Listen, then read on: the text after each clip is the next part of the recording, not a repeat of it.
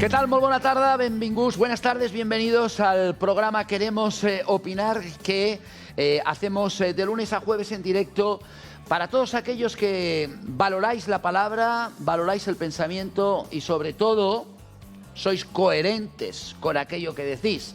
Porque claro, aquí últimamente la gente, en fin, vamos a hablar un poquito, como siempre, entre nosotros, sin que nadie nos vaya a decir nada absolutamente, sino que ponemos a vuestro servicio este teléfono para que podáis llamar y podáis opinar. 690-710274. Eso. Ahora van a hacer una cosa porque estoy así, porque me salgo del plano. Si me levanto, me salgo. Y entonces estoy aquí como agachado porque digo, como me levante me voy. Ya lo están ahí, mi compañero. Buenas tardes, don Ricard Fernández Deu. Buenas tardes, hay otra solución, cortarse las piernas. Hombre, cortarme las piernas tampoco. Eso Sería también. bajar la silla también sería una solución. Sí, pero no quiero, sí. porque me gusta estar a esta altura. Qué elegancia, por favor, qué conjunto, la corbata, la chaqueta. Pero qué elegancia, Ricard. ¿Sí? Es un hombre elegante. ¿Ah, sí? Sí, ¿Usted elegante en el vestir Sí. y elegante en la palabra. Bueno, muchas gracias, es usted muy amable. No como otros. Buenas tardes, el hombre de las 5 carreras, el señor Villarroya. Muy buenas tardes. Una camisa de cuadros aquí. Es que eso es antiguo. No, antiguo no. Es una camisa comprada y que a mí me gusta. No ha dicho dónde la ha comprado, porque ya iba a decir... En los chinos de mi barrio. ¿En los chinos se ha comprado esta camisa? Sí. O sea, usted dando alimento a los chinos. Oiga, la mayoría, si usted supiera de dónde vienen, la mayoría, posiblemente Ricard no se lo ha comprado en los chinos de su barrio, pero el traje es muy posible que se haya hecho en China. Por lo tanto, es decir, al ¿Pero final... cómo se va a comprar al Ricard final, Fernández de un traje en no, los porque chinos? mire, usted, claro, ustedes viven en el mundo de Yuppie, de la fantasía. Pero resulta que la mayoría de las prendas que vestimos vienen de talleres de China, de la India, de Bangladesh, no sé qué. Y entonces le ponen una etiqueta con el nombre de una marca y entonces la venden en las tiendas de esa marca. Y usted piensa que ha comprado. Pues no, vienen del mismo sitio y por lo tanto son prácticamente iguales. Ya está, punto. Y además, como yo soy un hombre del proletariado y no tengo los posibles que tiene mi amigo Ricard, pues yo tengo que ir a mis posibilidades económicas y entonces por la tienda de los chinos de mi barrio que hacen ofertas y tienen ropa barata y a mí me gusta. Y además, a mí esto de hay que ir a elegante o ir a la moda, no sé qué, a mí me la bufa. Yo me pongo lo que me gusta y me he visto como me gusta. José Miguel, las apariencias engañan. Y por cierto, le voy a decir a usted que el hábito no hace el monje. Correcto. Es decir, que por lo tanto vaya usted con cuidado a ver cómo se viste, porque a lo mejor luego no empiece queda ya. usted de monje, queda usted peor de monje que otros que no son monjes. A que venga un día con el hábito aquí. Pues Y presento venga. el programa con el hábito. No, tendría que venir usted con el hábito de franciscano ahí, con la ¿Pero qué se saca. cree, que no soy capaz de con la venir un día saca, aquí, pues venga presentarlo? usted un día con la saca franciscana, con el sayo franciscano y ya está. Y a mí me da igual si se lo pone o no se lo pone, yo no tengo ningún problema. Ya le digo que el hábito no hace al monje, es decir, no por el hecho de que lleve el sayo franciscano o no lo lleve, no deja de ser usted franciscano. Pero si en eso estamos de acuerdo, señor Villarroya. Por punto. En muchas cosas no estaremos de acuerdo, pero en eso estaremos de acuerdo. Creo que estamos en muy pocas cosas de acuerdo. Bueno, no lo sabemos. Pero- Lo que sí estamos de acuerdo es que en que yo le dejo hablar bastante en el programa, ¿eh? Menos cuando los amos del cortijo le llaman por el pinganillo y le dicen que estoy diciendo cosas que no convienen. Buenas tardes, Miriam Victoria, directora de Canal 4 Barcelona. ¿Qué tal? Buenas tardes, Buenas bienvenida. tardes, muy Gracias bien. por venir. Muy bien. Y en fin, como siempre te digo, Sí. paciencia, por favor. La tengo toda. Muchas Bueno, creo, ¿eh? Sobre la Muchas marcha, gracias, sobre muchas la gracias. marcha. Ciencia franciscana también. Vas De verdad. aprendiendo. Muchas gracias, Miriam. Y también doy la bienvenida a Javier Pérez, cabeza de lista del Partido Libertario para las Europeas. Buenas tardes, Javier. Muchísimas gracias por invitarme. ¿Tú qué opinas? ¿Las personas valoramos a los demás por sus apariencias? Siempre. Yo creo que la apariencia está infravalorada y realmente se importa más de lo que la gente dice. Y no debería, ¿no? Y no debería, no debería. Bueno, Yo que pues vengo del mundo de la moda, dicen que los 3 primeros segundos en los que ves una persona ya te haces una imagen de ella. Imagínate, imagínate. en ¿no? 3 segundos. No, yo eso lo sé por Ricard Fernández Deu sobre todo, ¿no? Porque, Pero claro, ¿por qué os metéis conmigo? don Ricard ¿Pero Fernández qué os Deu, he hecho yo? Tú primero lo ves. Pobre de mí. Tú lo ves un señor. Ya con esta palabra ya lo diría un señor, pero claro, después escuchas cómo habla, cómo tiene la voz, la dicción, y ya claro, no tienes otro remedio que rendirte. Es que no hay más. Bueno, ya será menos. Bueno, ya será menos. pues mira que hay gente precisamente que tiene problemas para encontrar trabajo por culpa de su aspecto físico o de su forma de vestir o incluso de su forma de hablar. Por tanto, vamos a empezar por ahí, vamos a empezar por este tema. Hacemos este programa, como siempre les digo, en directo, desde las 6 de la tarde hasta las 8, para todos aquellos que seguís el programa en directo. Lo hacemos desde Barcelona, desde Canal 4 para las TDTs de Madrid, Barcelona, Mallorca y Murcia. También para Canal 4 Radio Ibiza, Mallorca y Menorca. También para las plataformas del Grup 4 y también para el canal YouTube de 8TV.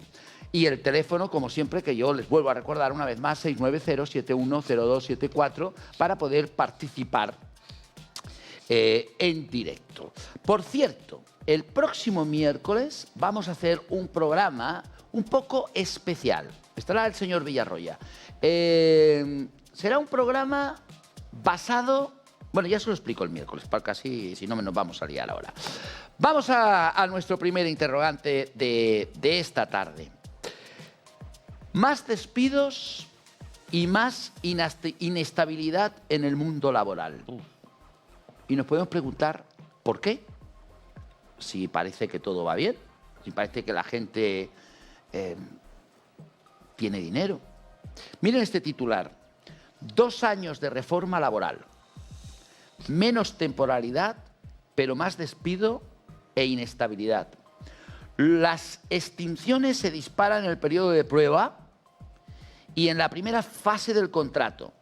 Y España sigue líder de paro en la Unión Europea pese al récord de empleo. Claro, esto es una noticia que leo, pero a veces da la sensación de que esto no es así. Esa es la sensación que parece. Vamos a ver qué nos decís esta tarde. Realmente, como dice este titular, más despidos y más inestabilidad en el mundo laboral en estos 2 años de reforma laboral. Una de las razones que dice el titular es que los contratos finalizan en el periodo de prueba. Muchos de ellos uno tiene la posibilidad de finalizar el contrato a la persona y también en la primera fase del contrato.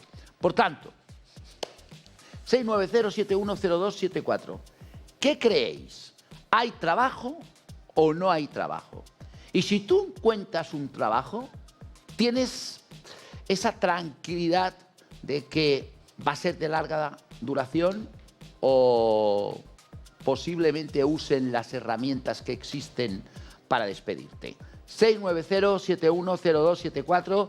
Está más fácil encontrar trabajo en nuestros días. Esa reforma laboral, según dice este titular, nos lleva a menos temporalidad, pero más despido e inestabilidad. 690-710274. Don Ricard Fernández Deu.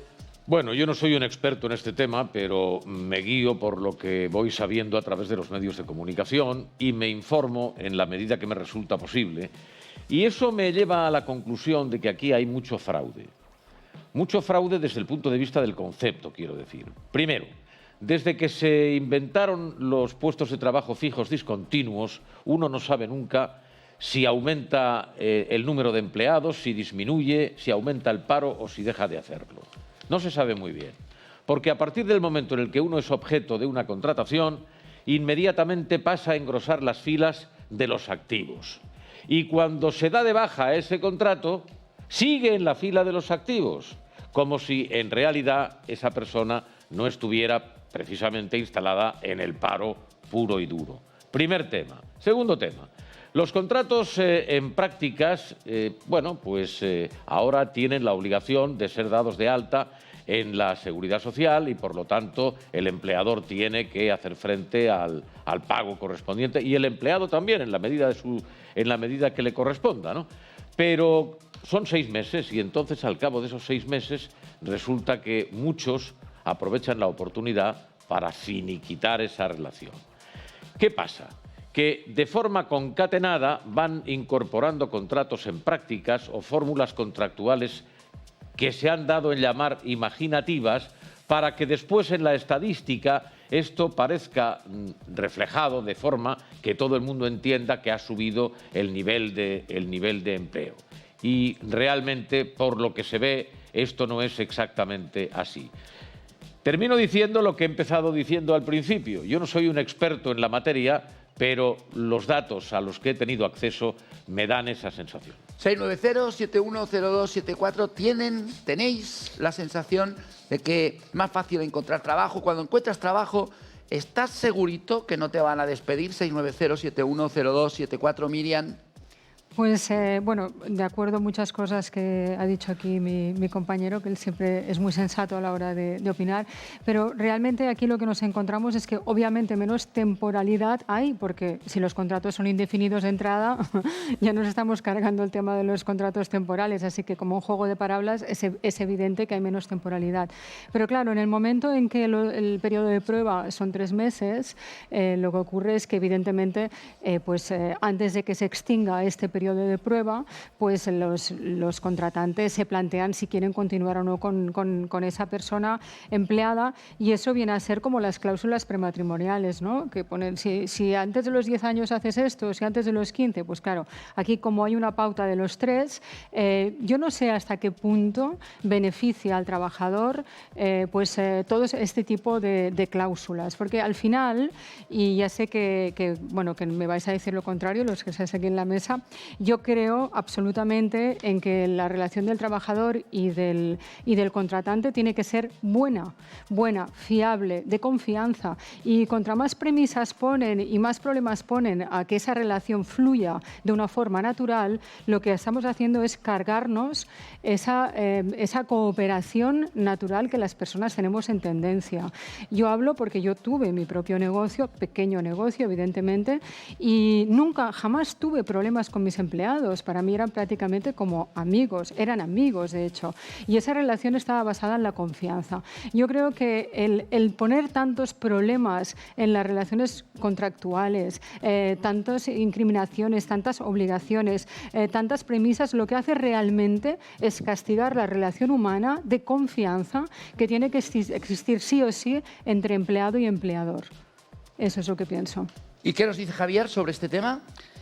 A ver, yo creo que, estoy totalmente de acuerdo con lo que ha dicho Miriam, con lo que ha dicho Ricardo, está claro, pero yo añadiría que quizás lo que estamos viendo actualmente sería que tenemos una economía que no es sana, una economía insana, y en consecuencia ahora mismo hay un desequilibrio de poder entre empleado y empleador.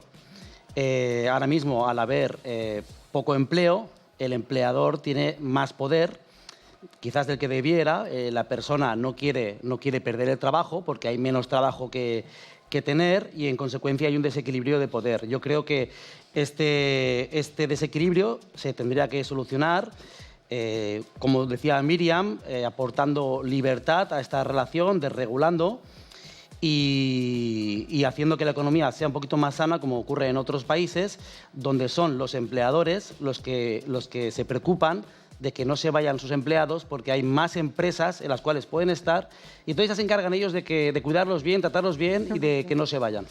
Fijaros también en este titular, el 17,5% de los españoles cobra un sueldo por debajo del salario mínimo interprofesional. Casi un quinto de los españoles trabajadores no llegan al salario mínimo interprofesional, ya que poseen contratos menores desde 40 horas semanales. Claro. Además, más de la mitad de los trabajadores españoles no superan los 2.000 euros mensuales de salario. Es decir, que aquí no todo es lo que parece ¿Qué nos cuentan? 690-710274. ¿Qué pensáis vosotros sobre este mundo laboral? Si realmente estamos mejor o estamos peor con esta reforma laboral que cumple 2 años y si uno tiene la sensación de que no te van a despedir cuando encuentras un trabajo. Señor Villarroya. Bueno, estos son los resultados de lo que algunos decíamos cuando se hizo el maquillaje de la reforma laboral que había hecho el gobierno de Rajoy. Es decir, usted se acuerda que teníamos este programa en otra cadena e incluso trajo usted a 2 miembros del sindicato y yo les contesté diciéndole que esto que usted ha sacado es lo que iba a pasar. ¿Por qué? Hombre, vamos a ver, las regulaciones están porque se entiende que entre el que contrata y el contratado siempre la parte débil es el contratado. Y por lo tanto se ponen una serie de leyes que marcan un límite de regulación en lo que se tiene que entender el contrato laboral entre el empresario o el que contrata y el contratado.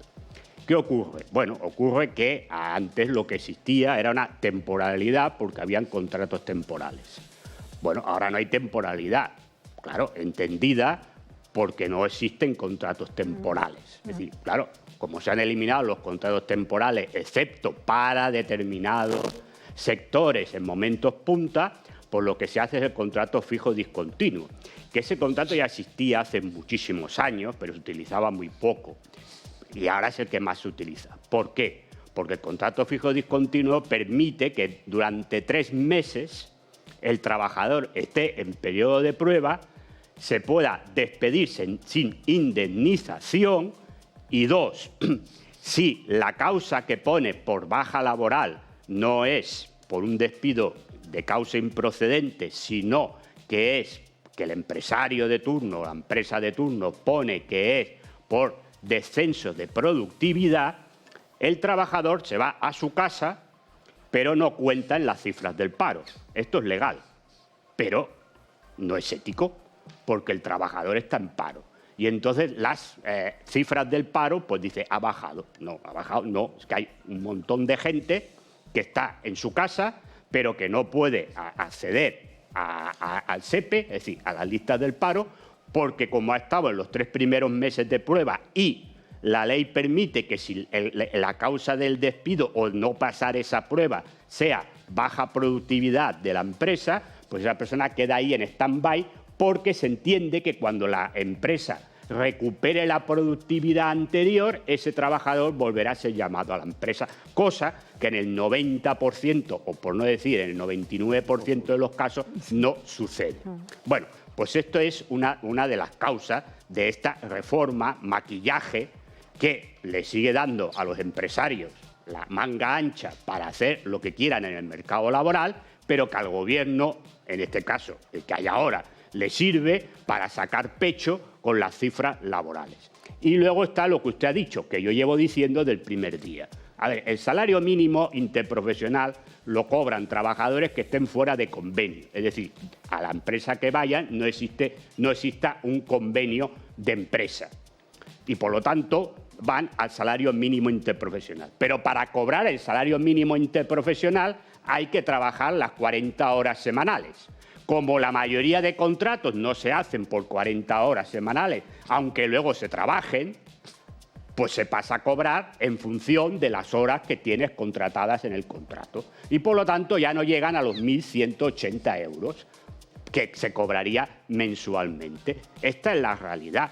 Y como luego la mayoría de empresas, aunque tengan convenio de empresa, se tira por lo bajo, porque desde la crisis del 2008, sacando grandes empresas, y aquí estoy hablando ya de grandes empresas, como podría ser la SEAT en Cataluña o etcétera, etcétera, las nóminas se recortaron, pues la gran mayoría de trabajadores estamos por debajo de los 2.000 euros o incluso por debajo de los 1.800 euros mensuales. Esta es la realidad.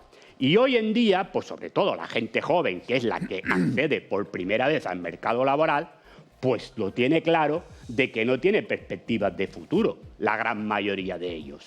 Vamos al teléfono, vamos a Palma de Mallorca. Fabián, ¿qué tal? Buenas tardes desde Mallorca. Hola, buenas tardes. Adelante, Fabián. Mira, yo soy un trabajador fijo discontinuo y realmente no tener trabajo y tener este contrato, pues mejor tener este contrato, claro. Respecto a los salarios y a eso que lo despiden a los 3 meses, no es culpa del trabajador, eso es que la ley le permite al empresario echar a las personas cada 3 meses y contratar a otro nuevo y así continuamente y nunca llegar a ser fijo. Yo tengo la suerte de que mi jefe cada año me vuelve a llamar porque hago un trabajo que evidentemente le sirve. Aparte de esto, yo llevo 40 años en la isla y he tenido restaurantes, bares y todo esto. Y realmente, el empresario de hoy en día no puede llamarse, la mayoría de gente que tiene un chiringuito es un empresario. No, un empresario tiene que ser una persona más responsable, porque está ganando dinero del esfuerzo de la gente. Y claro, cuando él la quiere toda para él y no reparte, se comporta mal, no tiene conciencia social. Y es ahí donde vienen los problemas. Si usted tiene un buen trabajador, ¿por qué lo echa a los 3 meses? Viene fiscalmente y lo deja sin ningún tipo de derechos. Muy bien, muchas gracias, Fabián, desde Palma de Mallorca, por explicarnos, tan bien explicado, además, su opinión. 690-710274. Claro, por ejemplo, en las islas, en Mallorca, en Ibiza, en Menorca, es evidente, ahora, por ejemplo, ha empezado la temporada ya y contratan a mucha gente, pero esta gente a final de temporada no pueden continuar, que es esto de los fijos discontinuos, ¿no? Bueno, porque se contrata por temporada. A ver, en este caso sí que cabe la temporalidad. Se puede hacer contrato temporal, porque en el tema de la restauración y hostelería sí que se permitía el contrato temporal por el hecho de cuando eran puntas de trabajo contratar a trabajadores solamente para esas puntas. Pero la realidad es, ¿por qué no? A ver, aquí es la trampa de quien tendría que estar controlando. Es decir, si una empresa de golpe despide a 4 o 5 trabajadores a los 3 meses de prueba y la causa que pone es baja productividad, pero la Seguridad Social detecta que al día siguiente ha contratado otros 5 trabajadores, oiga, usted está haciendo un fraude, porque usted está contratando trabajadores porque necesita trabajadores. Entonces, ¿por qué no continúa con esos trabajadores que tenía? Pues yo se lo explico. Porque, claro, a la que han pasado los 3 meses de prueba, esos trabajadores que eran fijos en la empresa. Y el momento en que los quiera despedir, tiene que poner una causa justificada de despido y ahí ya sí que tiene que pagar la indemnización. Y, por cierto, ¿sabe por qué se despide tanto? Porque aquí en España es baratísimo. Porque se despide mucho. Claro, y es barato despedir. Porque como no se pagan los salarios de tramitación, al empresario le sale muy barato. ¿Qué son los salarios de tramitación? Pues son el periodo, porque si a mí me despide la empresa y yo pongo una demanda en el juzgado de lo social porque no estoy de acuerdo con el despido, hay un juicio o bien una conciliación. Pero mientras se realiza, es decir, si salgo yo beneficiado como trabajador, es decir, los meses que hay entre que la empresa me ha entregado el despido y la resolución de bien la conciliación o bien la sentencia judicial, esos meses antiguamente los tenía que pagar la empresa. Como ahora no se pagan, pues se pagan los 33 días por año trabajado en el caso de que sea fijo. En el caso de que sea discontinuo de este tema, pues a los 3 meses para casa. Se acabó la película. Vamos al Alcorcón. Pepe, ¿qué tal? Buenas tardes desde Alcorcón. Hola, buenas tardes, don Carlos. Adelante, tiene la palabra. Vale, enhorabuena por el programa y al señor Villarroya. Soy fan de los dos, de usted y de él. Vamos a ver. Mira, yo soy padre de 2 hijos y 2 nietos. Y esto es una vergüenza, estas reformas laborales. Es que la verdad, perdone por las expresiones, es que no tienen vergüenza.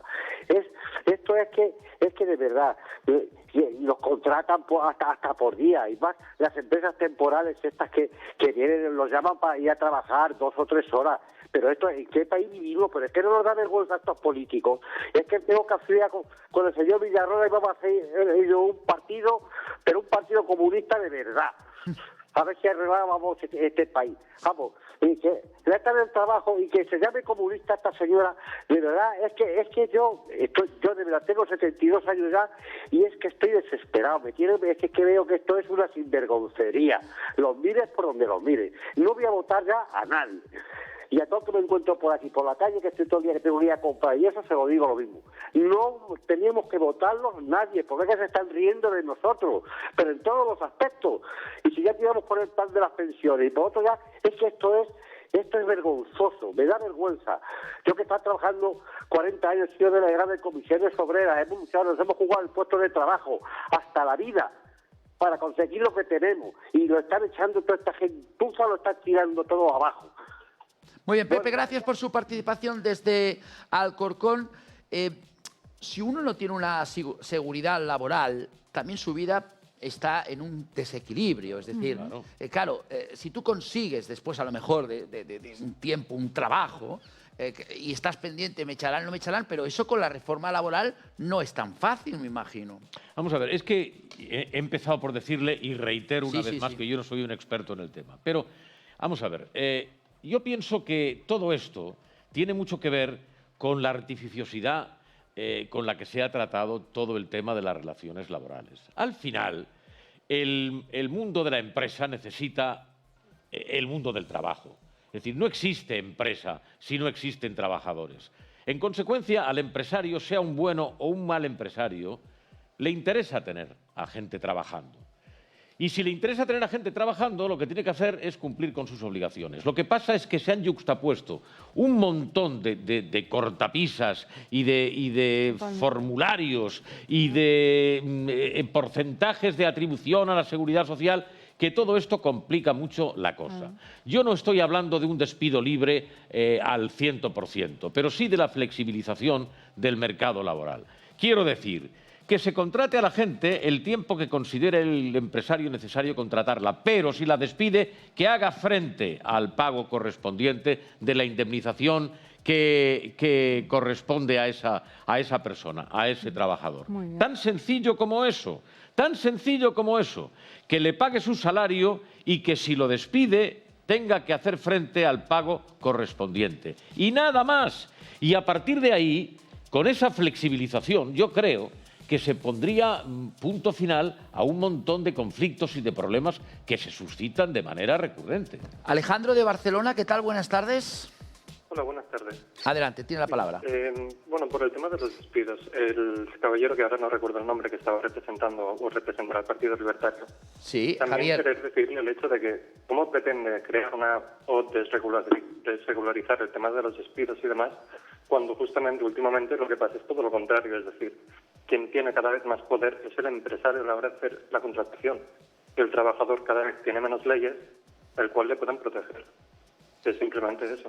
Muchas gracias. ¿Quieres decir algo? Sí, bueno, simplemente decir que cuando en mi opinión, desregularizar o liberar un poquito el tema de la contratación, lo que hace es, por un lado, es verdad que parece que sea más complicado porque parece ser que se le está dando poder al empresario, pero también es verdad que se le está dando poder al empleado, porque si él es más fácil que le despidan, también es más fácil que le contraten en otra empresa. En consecuencia, el empresario pierde poder en ese sentido y lo cuida. Un momentito, es mi opinión. Y aparte quiero añadir otra cosa. También pienso que habría que eliminar las subvenciones que reciben muchos empresarios y quizás si no tuvieran esas subvenciones, pues los empresarios que no hacen bien las cosas acabarían desapareciendo. Pero si desaparecen los empresarios, desaparece también... Los malos empresarios que tienen trabajadores que podrían estar utilizando su talento en otras empresas que sí que los quieren y lo están buscando y a lo mejor no los consiguen, ¿no? Bueno, pues básicamente decir que justamente los entornos donde no hay competencia, donde no existe el mercado libre, como pasa en el sector de los empresarios, el sector privado, justamente es el único sitio donde los salarios suben y suben y suben y suben. Y estamos hablando de los políticos, por ejemplo. Miriam, que también quería... Sí, yo sigo pensando que tantos condicionantes lo que hacen es enturbiar la relación del empleado con el empleador, porque al fin y al cabo, ¿qué va a hacer una empresa sin empleados? Es que es absurdo, se necesitan mutuamente. Entonces, y además, la viabilidad de la empresa pasa por la viabilidad de unos buenos empleados, es que no hay más, es decir, es que se tienen que retroalimentar. Y esa relación de dependencia por ambos lados tendría que estar mucho más fluida y que estuviese marcado también por una buena voluntad y por una confianza. Yo creo que tantos condicionamientos de verdad lo que están haciendo es generar una desconfianza entre el que emplea y el empleado, que eso al final es que rompe cualquier posibilidad de una cooperación de forma natural. Incluso con el tema del acoso, el tema de las mujeres. Yo conozco empresarios que les da literalmente miedo contratar a mujeres. Y en un momento donde estamos peleando para que las mujeres se reconozcan, que se igualen los salarios laborales, estamos generando una cantidad de miedo que digo yo, y soy mujer, entiendo muchas veces que hayan hombres que les dé cierto reparo porque tienen miedo. Entonces lo que estamos generando es miedo y el miedo es desconfianza. Y en una sociedad donde nos estamos moviendo por desconfianza y por el miedo, va a ser muy complicado mejorar la situación. Pues vamos a ver qué nos dice Alex en Mataró. ¿Qué tal? Buenas tardes. Hola, buenas tardes. Adelante, Alex. Pues mire, yo quería mencionar un par de cositas respecto a todo el tema de la temporalidad de los nuevos contratos, o bueno, recientes contratos, y es que se está pasando por alto también un tema que es el tema de los periodos de prueba, que se están utilizando muchas veces precisamente para abaratar los despidos, ya que como son periodos que duran hasta 6 meses, de hecho ya hay estadísticas que hablan de ello, que poco antes de finalizar el periodo de prueba, ya están echando a los trabajadores haciendo el despido algo prácticamente gratuito. Y de esto tampoco se está hablando mucho, y esto maquilla también muchas de las cifras. Y bueno, quería también comentar muy rápidamente que esto muy posiblemente obedezca a un tipo de estrategia para tirar a la baja las condiciones laborales en España y concretamente en Europa. Porque si vemos un poco lo que está sucediendo con el tema de las industrias extractivas, las industrias verdes y los planes que hay desde Europa y desde Estados Unidos, el IRA, el Net Zero, etcétera, estamos viendo de que están intentando competir respecto a todo este tema de los recursos naturales estratégicos y críticos con Rusia y China. Y para hacer eso van a necesitar, obviamente, bajar todo lo que son las condiciones laborales en Europa y sobre todo en España, que recordemos que es el tercer país europeo con más recursos naturales de este tipo. Tierras raras, litio, cobalto, uranio, etcétera. Muchas gracias, Alex, desde Mataró. Alex, desde Mataró. Va, una llamada más y cambiar a otro tema. Déjeme que le haga una pregunta a José Miguel, que él está más informado que yo de esto y seguramente tendrá una opinión formada al respecto. Estados Unidos. Estados Unidos es un país donde el despido libre constituye pues, el argumento, digamos, tradicional desde hace años y años. Sin embargo, es en el país donde los sindicatos tienen un poder más notable. O sea, la fuerza que ejercen los sindicatos en la vida laboral es enorme. ¿Cómo se conjuga, cómo se combina eso, José Miguel? Bueno, en determinados sectores, ¿eh? Es decir, en el transporte, por ejemplo. Sí, pero claro, en las industrias cárnicas, sí, en el automóvil. Sí, pero muchas veces de eso los sindicatos a veces históricamente han estado asociados a la mafia. Bueno, pero eso ya... hombre, a ver, hay empresas y sectores donde el sindicato tiene bastante poder y entonces consigue mejoras laborales o síntomas laborales, porque es verdad que son sindicatos que nacieron en el siglo XIX, que tienen mucho peso, pero precisamente en las empresas que hoy o que van a ser punteras ya en el presente o en el futuro, como son las tecnológicas, etcétera, etcétera, el sindicato prácticamente allí no existe. Y ahora sí que es verdad que hay un proceso de bastantes huelgas que no aparecen en los medios de comunicación aquí porque no interesan, en Estados Unidos, en sectores como las telecomunicaciones o informática o todo este tema de las redes sociales, donde está habiendo despidos a punta pala. Es decir, que por lo tanto, a ver, hay sectores que sí, que siguen siendo fuertes, como tú dices, el transporte, las cárnicas, pero también cada vez son más. Y también son sindicatos que tienen también mucho peso político en el sentido que tú sabes cómo van las elecciones americanas, el tema de que primero hay que hacer las primarias para elegir a candidatos, por lo tanto, candidatos que juegan con los sindicatos para conseguir los votos para poder ser elegidos en las primarias de sus respectivos partidos, o bien el demócrata o el republicano, y por lo tanto, luego ahí hay otro juego que es distinto. Digamos, Estados Unidos es complicado, digamos, que compararlo con lo que pasa en Europa. Pero a ver, vamos a ver. Pero allí la contratación es libre y el despido sí, también. Claro, decir... sí, bueno, tiene sus ventajas y tiene sus inconvenientes. En estos momentos, a una gran mayoría de trabajadores que están despidiendo, pues es inconveniente porque prácticamente no existe indemnización o es muy baja la indemnización. Pero a ver, que digas que a la gente, si no va a trabajar, tiene 20.000 puestos de trabajo detrás, eso me parece que debe ser en tu sueño de Partido Libertario. Porque yo no ¿Quién lo dice eso? Aquí el que aspira a ser el Milei español. Entonces, No, claro, no. porque, claro, yo no sé en qué mundo debes vivir tú. Porque, hombre, en el mundo que vivo yo... José Miguel, perdona, es que me están enfocando y ya parece, por eso, parece digo, que te estás refiriendo a mí. Yo no he dicho nada de eso. para que vean que no me estoy refiriendo a Ricard, que me estoy refiriendo aquí a Javier. Hombre, es que yo en el mundo en que vivo yo, el problema está que la gente no encuentra trabajo.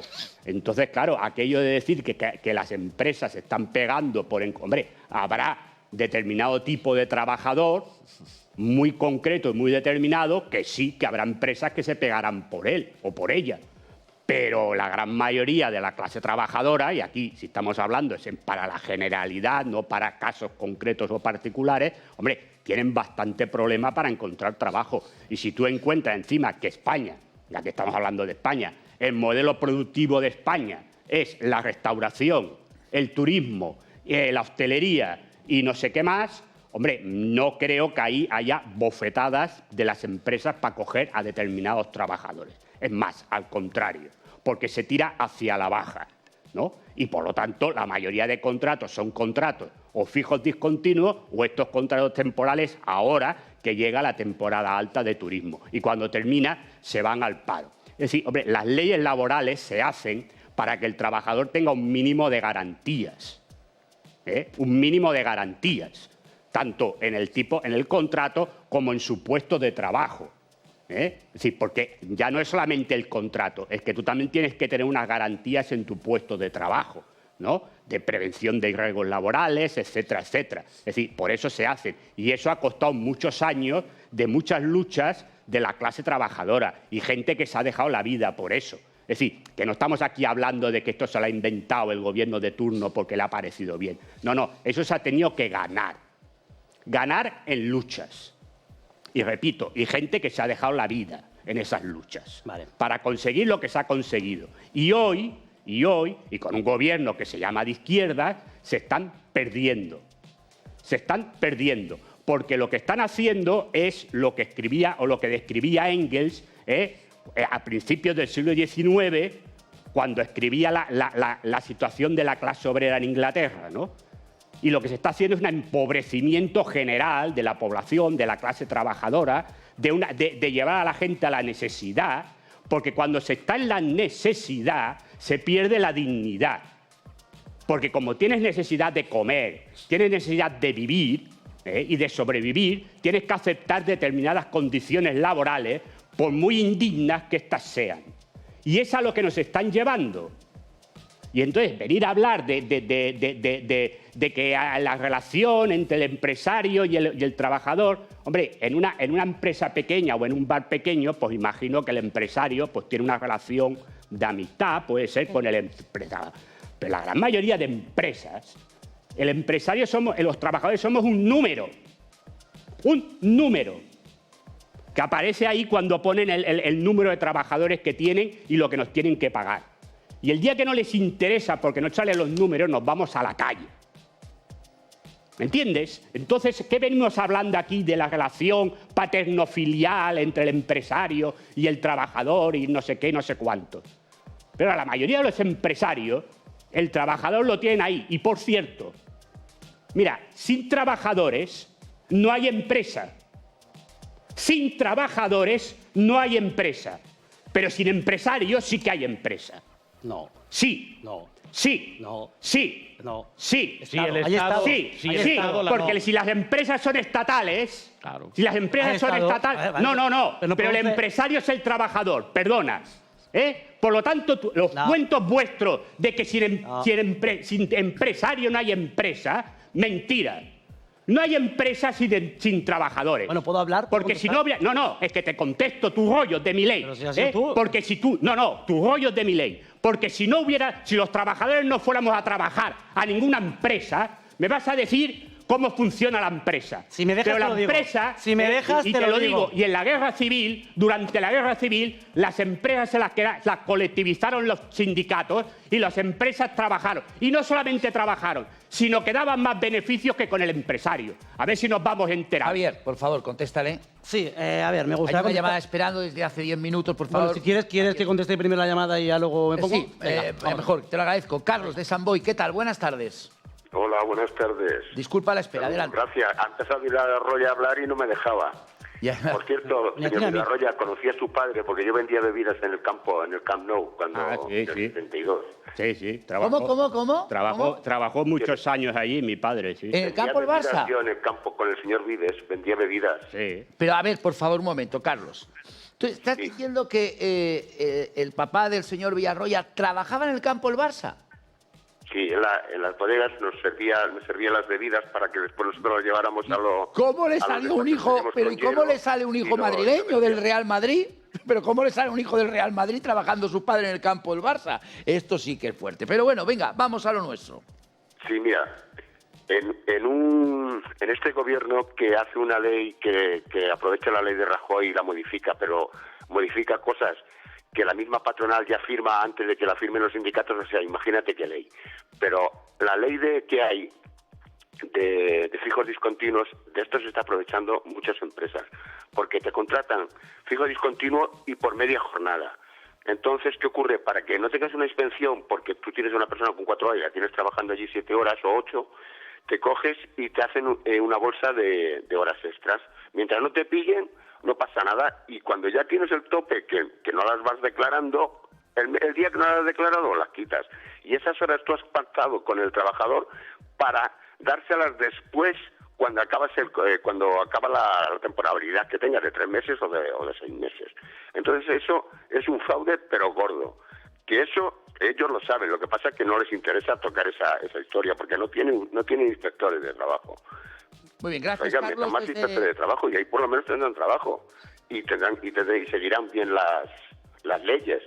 Gracias, Carlos, desde San Boi. Quiero que conteste Javier, Sí. por favor. Bueno, Recordamos, el señor Villarroya ha sido tajante en su discurso cuando ha dicho: sin trabajadores no hay empresarios. Así de claro. No hay lo ha dicho. empresa. No hay empresa. No hay empresas, perdón, sí. Sin trabajadores no hay empresas. Así lo ha dicho.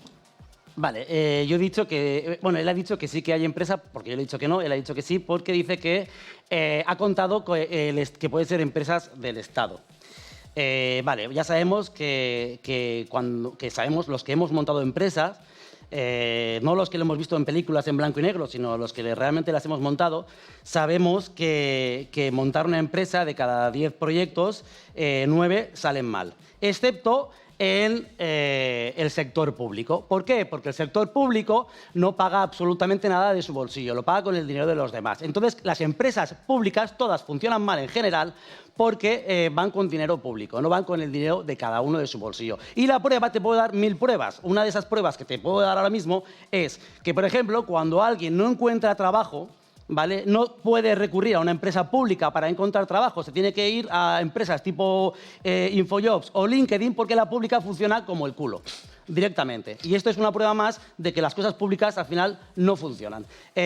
Otra cosa, en su mundo, en blanco y negro, de grandes multinacionales, donde hay 200.000 trabajadores, sus teorías a lo mejor ahí se aplican, pero en la vida real, por ejemplo en España, donde la gran mayoría de empresas son empresas pequeñitas, familiares, una peluquería, un bar, la señora Miriam lo ha dicho, su empresa, las mías, Pues sí, realmente tenemos la fortuna de conocer a nuestros trabajadores porque son compañeros nuestro día a día y tenemos la fortuna de conocerlos. Y en general, las leyes estas que perjudican, estas leyes que defienden tanto al trabajador no sé, de empresas tipo BlackRock. Yo no conozco a nadie que haya trabajado en BlackRock, ¿vale? Es una superempresa que controla el mundo, pero yo no conozco a nadie que trabaje en BlackRock. Yo conozco a gente que trabaja en un mercado, en una carnicería, pues eso. Entonces, para esta gente, al final, yo lo que digo, mi teoría es, precisamente defendiendo al trabajador, es que cuando hay grandes leyes que dificultan el despido, al final lo que está haciendo es dificultar la contratación, porque yo, al final, ¿cuánta gente he despedido? Muy poca. ¿Por qué? Porque es lo que estoy diciendo, son pequeñas empresas con pequeños trabajadores. Al final, a mí,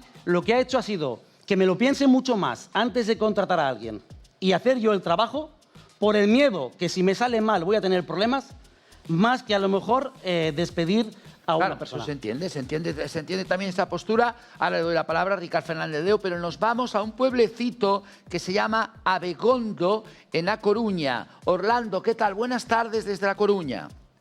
Muy buenas tardes, señores. Un placer para mí participar de esta tertulia. Muchas gracias. Adelante, tiene la palabra. Bueno, pues yo antes de nada, muy brevemente, quería felicitar al programa y al señor Villarroya, porque desde aquí en Galicia lo seguimos bastante a través de las redes. Así que muchísimas felicidades primero a este señor por aportarnos todos sus conocimientos. Y nos gustaría, a las personas que comparten conmigo a veces el programa, pues que hubiera más Villarroyas en este mundo, menos Felipes estos. Pero bueno, a partir de ahí, y con el tema, con respecto a lo que estaban ustedes hablando, yo quería aportar una cosa. Cuando el señor Villarroya habla de que las empresas a nivel estatal, la administración pública, no tienen jefes, yo ahí estoy en desacuerdo con él. ¿Y por qué? Porque aquí en Galicia vivimos un problema muy grande, que es la administración pública, que sobre todo a nivel en el Sergas, que es el que administra nuestra salud pública, mantiene en los altos cargos a personas que ayudan y empeoran nuestra sanidad. Y llevamos con esta lacra desde hace mucho tiempo. Pero como estamos hablando del trabajo, Orlando, me gustaría que me dijeras tu opinión sobre el mundo laboral. Si crees que en este momento está el trabajador protegido por esa reforma laboral que tiene 2 años. En ningún momento. ¿Por qué? Porque los sindicatos, que deberían de ser los que cuidaran de nuestra salud laboral, a día de hoy están comprados por la administración pública, por aquellas personas que, en vez de mirar por nuestros recursos y por nuestra capacidad de mejora en el día a día, lo que hacen es mirar por los intereses del gran empresariado. Dicho esto, quería aportar una sola cosa. Sí estoy de acuerdo con Villarroya una vez más en que las empresas sin empresarios sí existen en este país. Creo no estaré equivocado si digo que las cooperativas pueden subsistir de una forma perfecta, sin tener que entrar en los años de la última República Española. Muy amables para todos, no quiero interrumpirles más y un fuerte abrazo desde Galicia.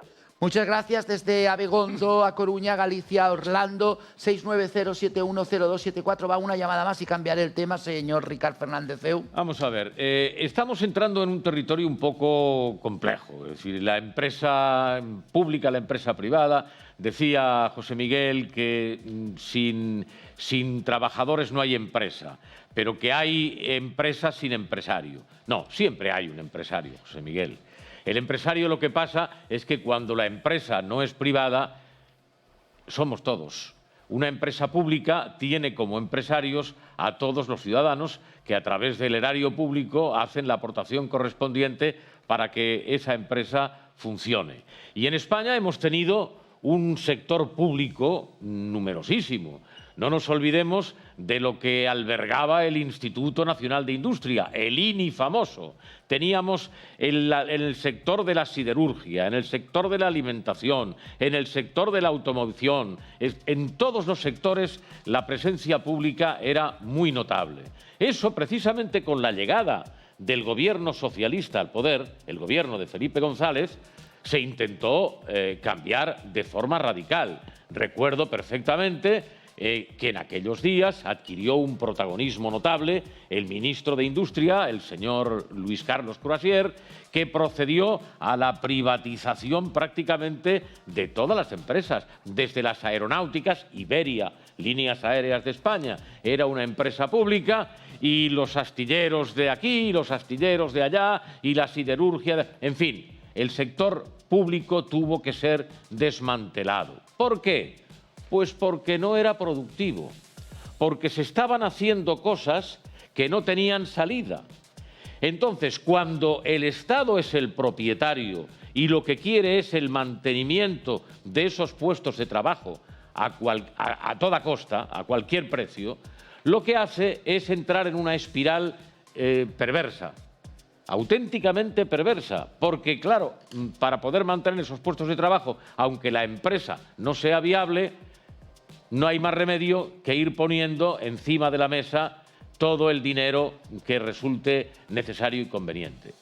Así es que no nos equivoquemos cuando nos referimos a las empresas públicas. Luego ha surgido también aquí el tema de las cooperativas. Sí, en el País Vasco, ese fenómeno cooperativista se dio en los años 80, 90, incluso antes, incluso durante el franquismo en alguna medida.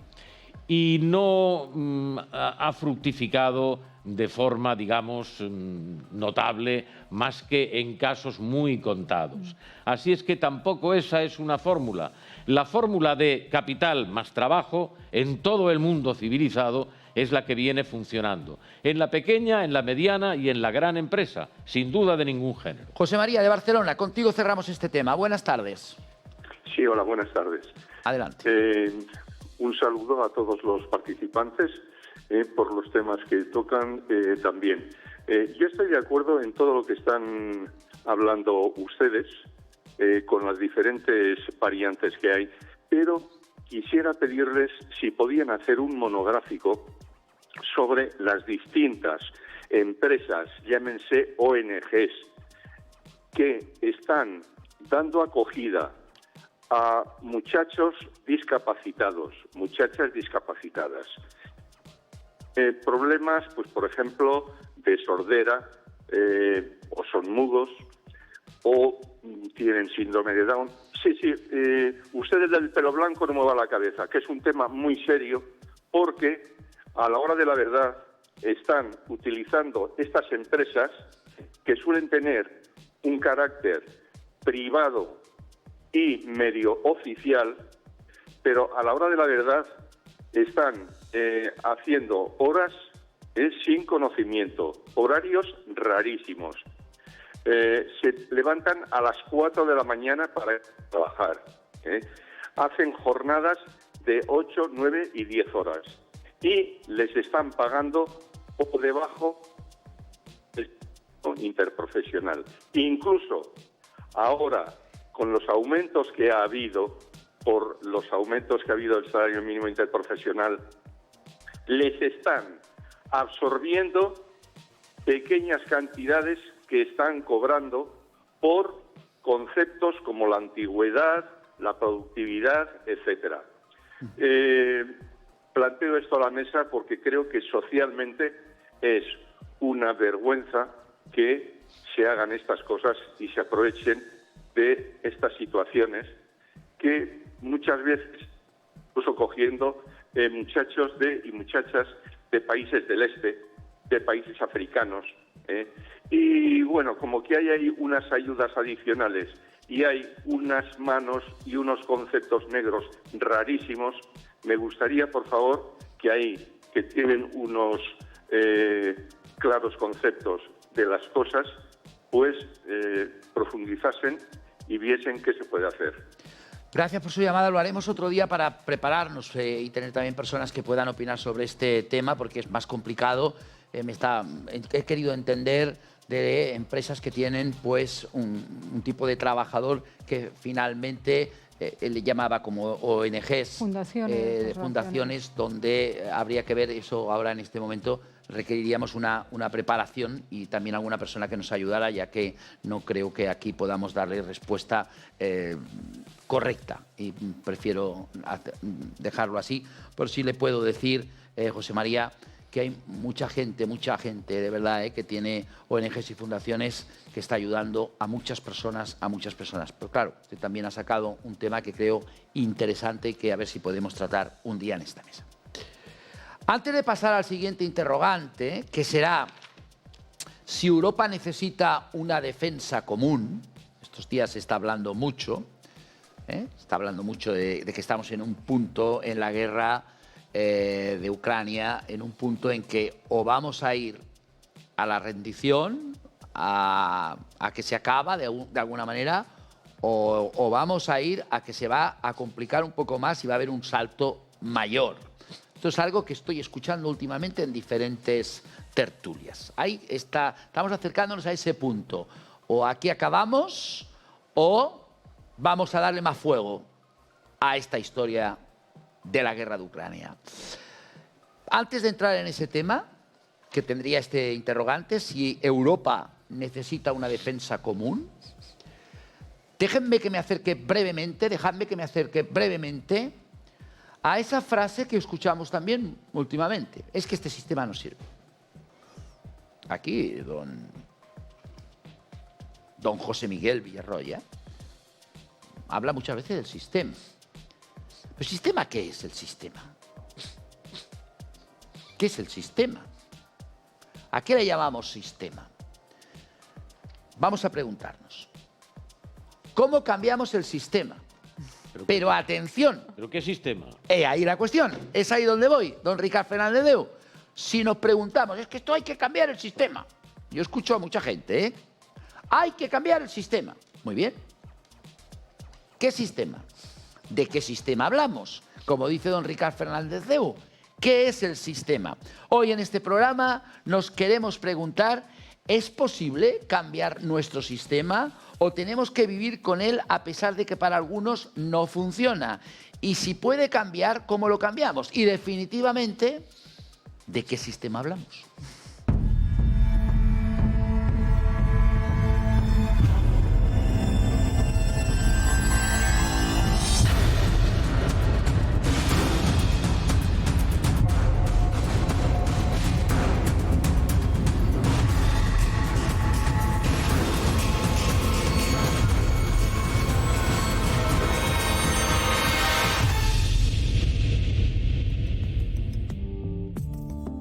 Esto que acaba de poner usted en imagen... Yo no lo he puesto, lo han puesto mis compañeros. Ah, bueno, pues esto que acaban de poner sus compañeros en imagen ya de por sí es tendencioso. Porque claro, habrá visto usted las llamas en la parte inferior de la pantalla, lo cual quiere decir que sea cual sea el sistema del que usted esté hablando, que no sé exactamente a cuál se refiere... Ahora lo veremos. La única solución, por lo que se sugiere, lo que se infiere de lo que hemos visto en la pantalla, es quemarlo todo, ¿no?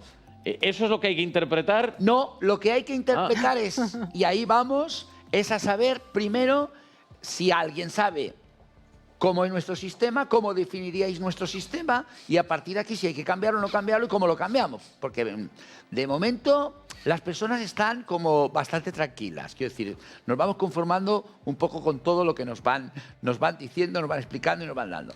Vamos a ello, chicos. 690-710274, también en nuestras diferentes plataformas, en la plataforma del Grup 4 y también en la plataforma de canal YouTube 8TV. Hay muchísimos comentarios. En este momento 2000, que se dice pronto, en que saludo a toda la gente que está aquí y que os estamos siguiendo también.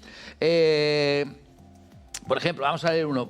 Fernando, el sistema fácil, salir de la mafia de la Unión Europea y que cada país controle sus fronteras y tener su propia moneda como antes. Otro, por ejemplo, conflicto. Dice, el sistema burgués donde los reyes no dan un tajo y viven cómodos. Conflicto creo que nos ve desde Puerto Rico. Os seguimos. Atención, tenéis el teléfono también para poder llamarnos, 690-710274. Miriam, ¿tú sabes lo que es qué el sistema? Hombre, si lo supiera. se lo supiera, tendría la solución del mundo. No, yo entiendo por sistema como algo que se hace de forma sistemática. Entonces, entiendo que le llamemos sistema a las cosas que la sociedad hace de forma reiterada, que además es como si fueran costumbre, como si fueran parte de la sociedad. O sea, sistema son las cosas que se hacen de forma sistemática, de tal forma que entendemos que son normales, porque llevamos tanto tiempo haciéndolas de esta forma que las intuimos como parte de la normalidad. Por ejemplo, la paella. La paella. Eso sería el sistema, no sé, pregunto. Pero yo eso no me lo cargaría del sistema, eso lo dejaría. Yo ya pregunto. Eso no me lo cargaría, pero sí, bueno. Es decir, sí que nos conformamos porque estamos de acuerdo porque llevamos años haciendo esa misma cosa. Es como para una persona los hábitos, que es un hábito, una cosa que tú estás acostumbrado a hacer cada día, que ya ni te estás planteando si es bueno o es malo. Sencillamente lo haces porque, como siempre lo hacemos, pues es como se tiene que hacer, se figura. Cambiar el sistema, esa es la dificultad. Marco Antonio, desde Ripoll, ¿qué tal? Buenas tardes. Hola, buenas tardes. Adelante, a ver, si nos saca de dudas qué es el sistema y si no estamos a gusto con este sistema, ¿cómo lo cambiamos? Bueno, seguramente el señor Villarroya estará de acuerdo conmigo. A ver.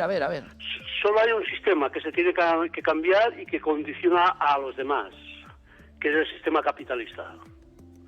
O sea, es así de sencillo. ¿Y cómo se cambia? ¿El sistema capitalista? Claro. Bueno, yo creo que las personas que van a votar partidos, pues que dejen de votarlos. ¿Y quién nos gobierna? Claro, dejarlos de votar. ¿Pero y quién nos gobierna? Alguien nos gobernará. O sea, o nos rebelamos o todo continuará igual. Porque, o sea, sin revolución no hay cambio. Muy bien, pues ahí tenemos a Marco Antonio de Ripoll, que ha sido muy directo, no sé qué pensáis, el 90710274. Claro, es muy bonito esto de decir, y lo respeto, por supuesto, no votamos. Bueno, y alguien tendrá que gobernar, alguien tendrá que dirigir, que administrar, porque si no, ¿qué hacemos, don Ricardo? El sistema es el ordenamiento, es el cauce mediante el que una sociedad se organiza para atender sus necesidades colectivas y también, en muchos casos, sus necesidades individuales. Entonces se establece en base a una serie de procedimientos que, en el caso que nos ocupa, tienen que ver con la democracia. ¿Qué quiere decir? El sufragio universal. La gente elige a sus representantes. Y luego el Estado se organiza en base a lo que ya Montesquieu consagró como la división de poderes. Es decir, el poder legislativo, que es el que hace las leyes, el poder ejecutivo, que es el que gobierna propiamente al amparo de esas leyes, como es natural, y después el poder judicial, que es el que lo tutela. Bueno, ese es el sistema. Por lo tanto, si lo que se pretende es cambiar de sistema, entonces hay que decir qué es lo que queremos. Si el sistema hemos de cambiarlo, ¿a dónde vamos? ¿A un sistema autogestionario, por ejemplo? ¿Vamos a, como seguramente Javier propondría, a una anarquía absoluta o a minarquía? Bueno, es igual, a una acracia total y universal. ¿Vamos a un régimen totalitario en base a un dictador que diga exactamente lo que hay que hacer, cosa que ya hemos conocido? Cuando decimos que hay que cambiar el sistema, deberíamos precisar qué es lo que queremos. Porque si el cambio quiere decir, bueno, pues la colectivización de los bienes de producción, por ejemplo, la asunción por parte del Estado de todos los elementos que intervengan en la vida social y en el dirigismo político, entonces eso no es ninguna novedad. Eso ya se ha inventado. Eso es el comunismo que se ha visto y que se ha conocido en algunos países donde, por cierto, y a pesar de lo que a continuación va a decir el señor Villarroya, el éxito ha sido perfectamente descriptible. En fin, claro, ese es el sistema. Entonces, pues no sé, que cada uno se pronuncie en el sentido que considere más oportuno y conveniente. Si David, lo que quiere es quemarlo todo, si lo que quiere es un dictador, si lo que quiere es un régimen comunista, marxista-leninista, o si lo que quiere es un sistema democrático. Tendrá que decirlo el que dice que hay que cambiar lo que tenemos ahora. David Caneiro, por ejemplo, en el chat de 8TV, dice: el sistema es la herramienta de control y dominación que ejercen los estados sobre la población. Hay muchísimos comentarios en este momento. Y es la herramienta que también utilizan los ciudadanos para decidir quién les gobierna, para influir e intervenir en la cosa pública. Es decir, es recíproco. Efectivamente que el Estado utiliza el sistema como una herramienta, pero también los ciudadanos utilizan esa misma herramienta en sentido inverso. Claro, por ejemplo, cuando David Pumares dice en el chat de 8TV, el sistema está podrido, si nos lo pudieras argumentar, también estaría bien para poderlo comentar. Claro, porque es muy fácil decir, no, es que todo esto el sistema está funciona. podrido. Bueno, espera un momento porque tengo llamada, nos vamos a Madrid. Juan Carlos, ¿qué tal? Buenas tardes desde Madrid. Hola, buenas tardes a todos. Adelante. Gracias por estar. No, a ver, yo creo que es sin entrar o poner nombres y adjetivos. Al final el sistema es simplemente el conjunto de procesos o de procedimientos, como ha dicho alguno, pero soy más amigo de los procesos que conllevan para conseguir cualquier objetivo. Por lo tanto, el sistema no tiene por qué ser solo capitalista, pues socialista, cualquier sistema que nos lleve a la sociedad a conseguir algo. El sistema, simplemente, lo que hay que hacer es que aquellos que definen ese proceso son normalmente el gobierno, en el caso de una democracia, para empezar, tenga la suficiente capacidad para generar procesos que den calidad y el objetivo que quiere el pueblo, que es vivir bien, tener una salud, tener un sistema de salud, tener un sistema de educación, etcétera, etcétera. El problema que tenemos es que los que están generando esos procesos y se los saltan en muchos casos de una manera totalmente unilateral, ¿vale? Esos señores no tienen el primer principio del bienestar social como foco de su generación de procesos y eventos, nada más. Muchas gracias, Juan Carlos. Desde Madrid, 690-710274 a través de Canal 4, en directo cada tarde, de lunes a jueves, entre las 6 y las 8. Javier, sí, me gustaría, tienes muchas ganas de hablar de este tema. Tengo muchas ganas de hablar. Me gustaría enriquecer todo lo que ha estado diciendo Ricardo, muy bien dicho. Bueno, básicamente a mí prefiero decir minarquía, que es un Estado pequeñito, es como yo me gustaría ver el Estado muy pequeño, que asegurara lo mínimo, universalidad de los servicios, nos diera seguridad, defensa y garantizara separación de poderes y poco más. Pero eso es mucho, ¿eh? Es mucho. Sí, pero dicho esto, yo creo que a lo que estabas diciendo, que es... ¿Qué sistema ponemos, ¿no? Yo digo, vale, empecemos por el que no queremos, ¿no?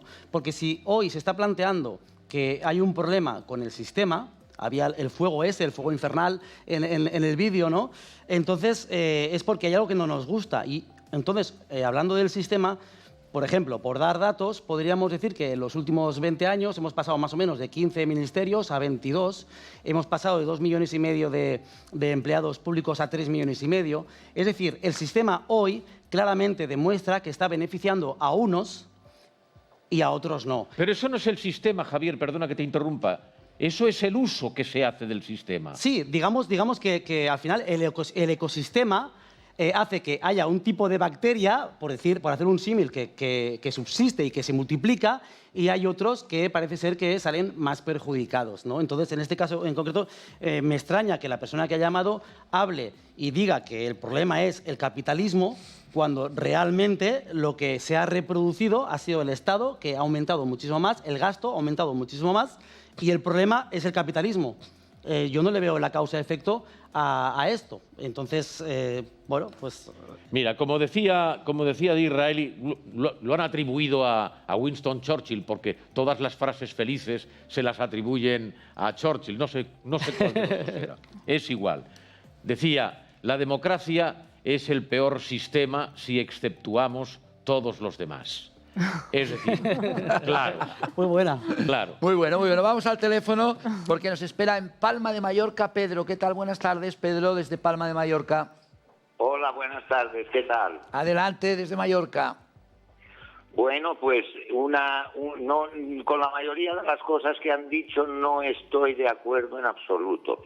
El sistema que tenemos ahora es keynesiano, básicamente, Y lo que yo creo que sería la solución para cambiar el sistema viene todo del sistema económico de la escuela austriaca, Hayek, Mises, y entonces todo esto de socialismo, de que se reparte todo con lo que tienen, los socialistas generalmente reparten todo lo que no es de ellos. Lo que es de ellos, para ellos, reparten lo que es de los demás. O sea que yo pienso que el anarcocapitalismo es la única solución. Adelgazar el Estado y en vez de pagar un 75% para hacer bienes comunes, porque es que además los socialistas no pueden igualizar, no pueden cuantificar. Muy bien, muchas gracias desde Palma de Mallorca, Pedro, que nos habla de adelgazar el Estado. No sé qué pensará el señor Villarroya, el hombre de las 5 carreras, sobre el sistema. Usted siempre es muy crítico con el sistema. Bueno, es que el sistema, vamos a ver, el sistema es el sistema capitalista y es capitalista en lo económico. Porque discurso que se ha dado de la democracia, de las elecciones, de no sé qué, de no sé cuánto, ese es el envoltorio de la superestructura ideológica que justifica el modo de producción capitalista. Porque el capitalismo ha funcionado en sitios donde no existía la democracia. La España franquista, la dictadura de Pinochet, la dictadura de Videla, etcétera, etcétera, etcétera. Lo que pasa es que vende mejor decir que es un sistema que trae la libertad, la democracia, el no sé qué o el no sé cuánto, lo cual es mentira. Pero bueno, pero el sistema es lo económico y lo económico se basa, para que funcione bien el sistema capitalista, en que una gran mayoría de la población esté empobrecida y sufra explotación por parte de una minoría que vive muy bien y es la que explota al resto. Esto es el sistema capitalista, que, repito, puede funcionar en un país con democracia o en un país de dictadura. No depende de esto. No depende, porque el sistema es económico y luego se hace el envoltorio. Es decir, si usted quiere en términos marxistas, lo que se llamaba la superestructura ideológica. Pero eso no tiene nada que ver. Es decir, se puede funcionar porque, repito, en la historia hemos tenido países capitalistas que eran dictaduras. Por lo tanto, no tiene nada que ver. Y hoy hay países capitalistas que son dictaduras en África. Por lo tanto, no tiene nada que ver que el capitalismo traiga asociado ineludiblemente la democracia. ¿Ves? Es decir, así de claro. Y el sistema capitalista no se puede reformar. Solo se puede destruir. ¿Y cómo se destruye? Pues se destruye con la revolución proletaria. Se acabó la película. Pero eso es imposible. No, imposible no. Es decir, es dificultoso, pero no es imposible. Porque ha pasado. Y como hemos visto casos donde han derruido el sistema capitalista a través de una revolución, pues se puede volver a hacer. ¿Y viven mejor? Por lo mínimo no vives explotado.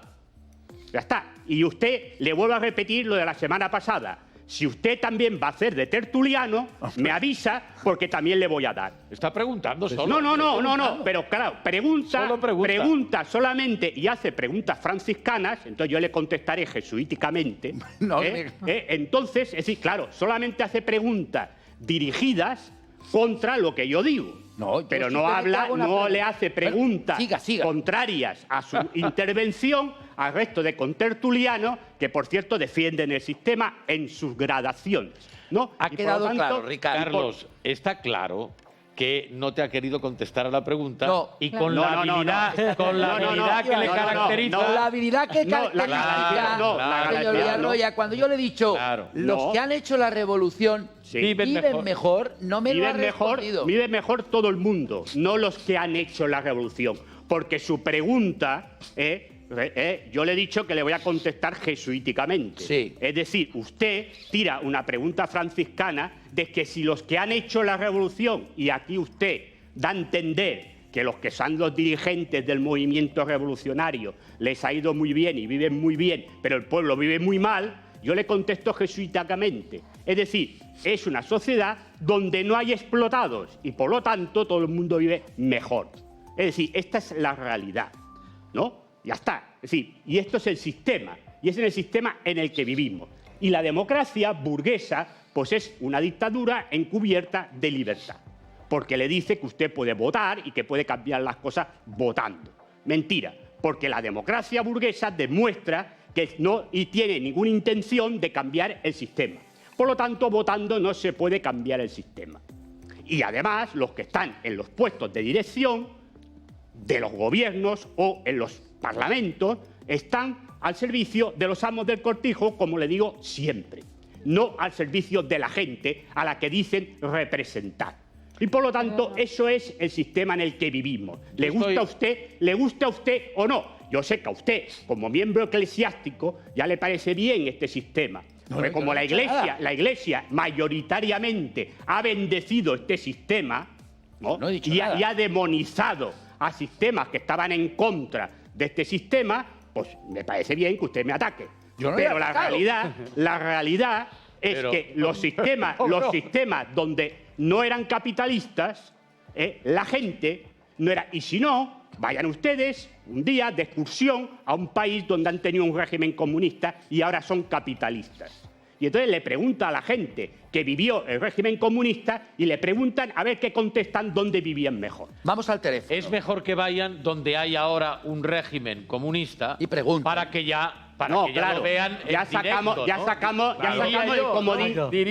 el comodín de Cuba. Porque cuando no hay capacidad de contestación, pues entonces sacamos el comodín de Cuba. Sacamos el comodín de Cuba. Miguel, que yo no he hablado de nadie.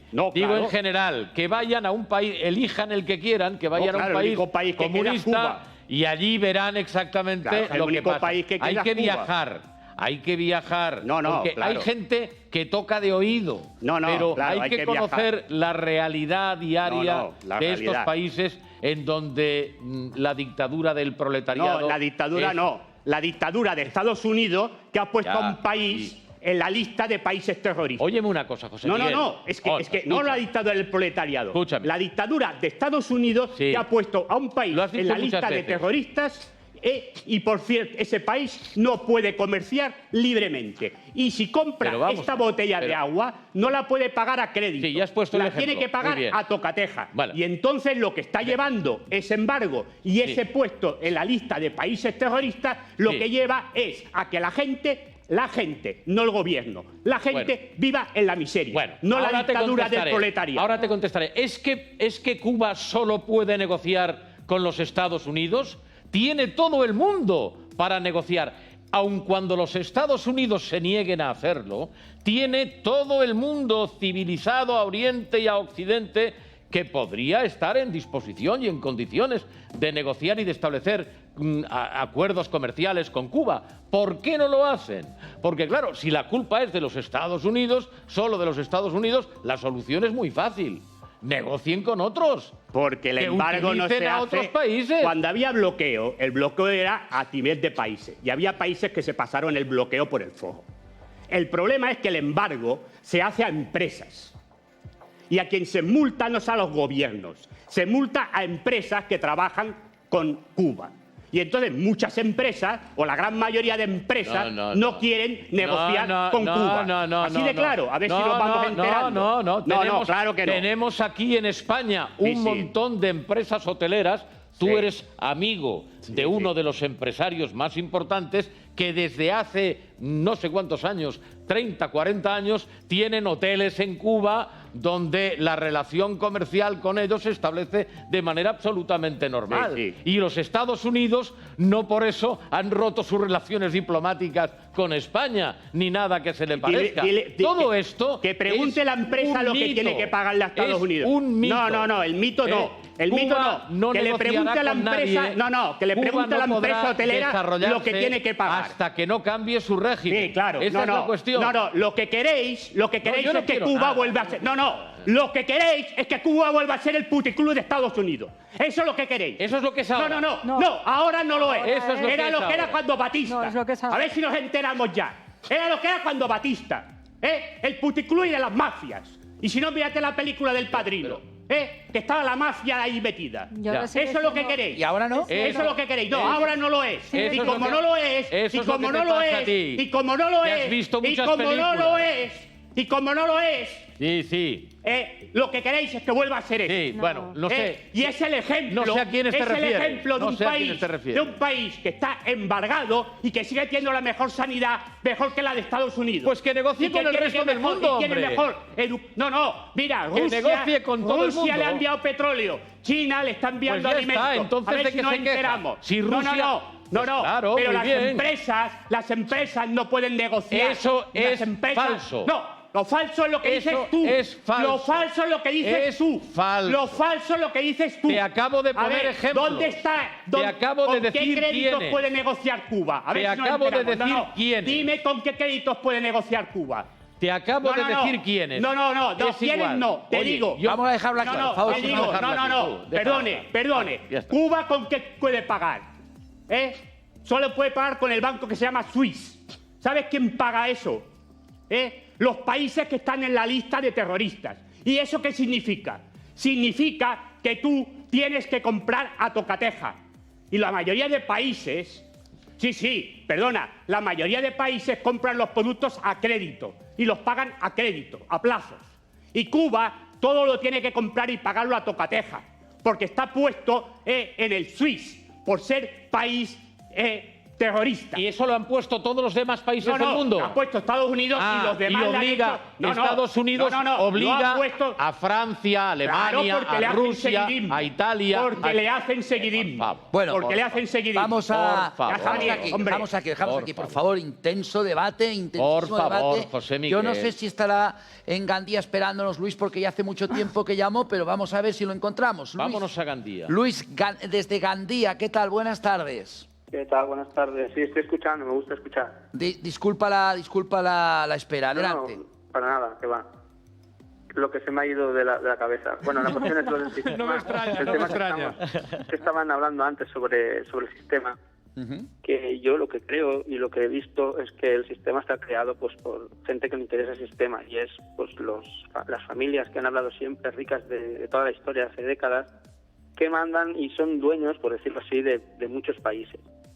Entonces este sistema está creado para ellos, y la gente, aunque se crea que está en una democracia, no es en realidad democracia, creen que está votando algo, decidiendo algo, pero en realidad no deciden nada, porque han sido manipulados por los medios, por los políticos, y mucha gente está siguiendo a políticos que están mintiendo para intereses mayores a ellos, que mandan sobre ellos.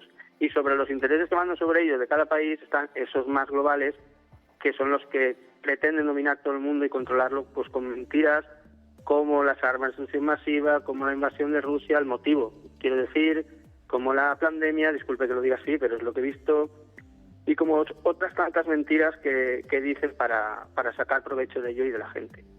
Pero nunca van a decir nada por a no ser que se cambie el sistema, y eso es pues eso, con una revolución de verdad de la gente, que hayan representantes que representen los intereses de la gente con verdades, que no cobren una millonada para que la gente pues haga el trabajo porque sí, por la gente, por la labor, no por ellos mismos ni por nadie sobre ellos. Entonces así se hablaría un poco con la verdad y la gente puede decir desde la verdad. Muy bien, muchas gracias, Luis, desde Gandía. Estamos hablando del sistema y estamos hablando también de la palabra revolución, pero si aquí en nuestro país podríamos preguntarnos si los sindicatos, por ejemplo, ayudan a esa revolución, aunque no se llegue en su totalidad, pero sí ayudan, porque yo no veo que en este momento haya mucha gente que manifieste que no está conforme con la situación que tiene. Yo no lo veo, yo no veo que salgan a la calle. Los sindicatos forman parte del sistema, Carlos, como las patronales, como todo. Es decir, el sistema está integrado por las aportaciones de unos y de otros. Es decir, claro. ¿Cómo quiere que se peguen un tiro en el pie? Claro, también tiene razón. Pero claro, cuando se habla del sistema, y hacía referencia el señor Villarroya a que ese sistema se puede dar igualmente en una dictadura que en una democracia, no sé si eso puede llegar a ser así, vamos. Porque la democracia tiene unas herramientas para controlar un poco, ¿no? Claro, es evidente. Sobre todo en países donde la democracia se ha desarrollado suficientemente. Estamos viendo... Estados Unidos es para mí en ese aspecto es un referente, ¿no? Porque si hay una democracia en el mundo en la que los contrapoderes se puedan percibir de manera muy clara, es justamente allí. El presidente de los Estados Unidos no puede hacer de su capa un sayo. Tiene que contrastar sus decisiones con el Congreso y con el Senado. Ahora mismo lo estamos viendo con el tema de las armas a Ucrania. La decisión del presidente Biden se ha visto, digamos, que coartada de manera muy significativa por parte de la mayoría republicana en el Congreso. Quiere decir que todo esto, este equilibrio de fuerzas, es el que da cohesión y el que garantiza la convivencia en un país. Es lo que nutre precisamente un Estado, que es perfectible, naturalmente que lo es, sobre todo en determinados países donde la separación de poderes pues no existe, o aunque exista, no se materializa suficientemente, ¿no? Vamos a Sevilla. En Sevilla nos espera Sergio. ¿Qué tal? Buenas tardes, Sergio, desde Sevilla. Hombre, don Carlos, buenas tardes. Buenas pues nada, aquí muy contento de estar viendo vuestro programa, aunque sea por YouTube. Bueno, un saludo al señor Villarroya y el señor le queda chico, ¿eh? A este señor hay que quitarse el sombrero con él. Vamos a ver, mandarle un saludo también a esta mujer, Miriam, que es la tertuliana más romántica que yo he visto en mucho tiempo. Es tan bonita por fuera como por dentro, seguro, porque el romanticismo la pierde en su perspectiva. Es verdad, es verdad. Ahora que dice esto, Sergio, es verdad que la palabra romanticismo le viene que ni prenda. Claro, pues, claro. Porque claro. habla sin hacer daño, habla con una dulzura argumentando sus opiniones. Claro, y además tiene unas creencias y unos supuestos que difícilmente se darían en la vida de una relación laboral como en el tema de este. Bueno, yo en el tema lo único que le pediría a usted, don Carlos, es que por favor no deje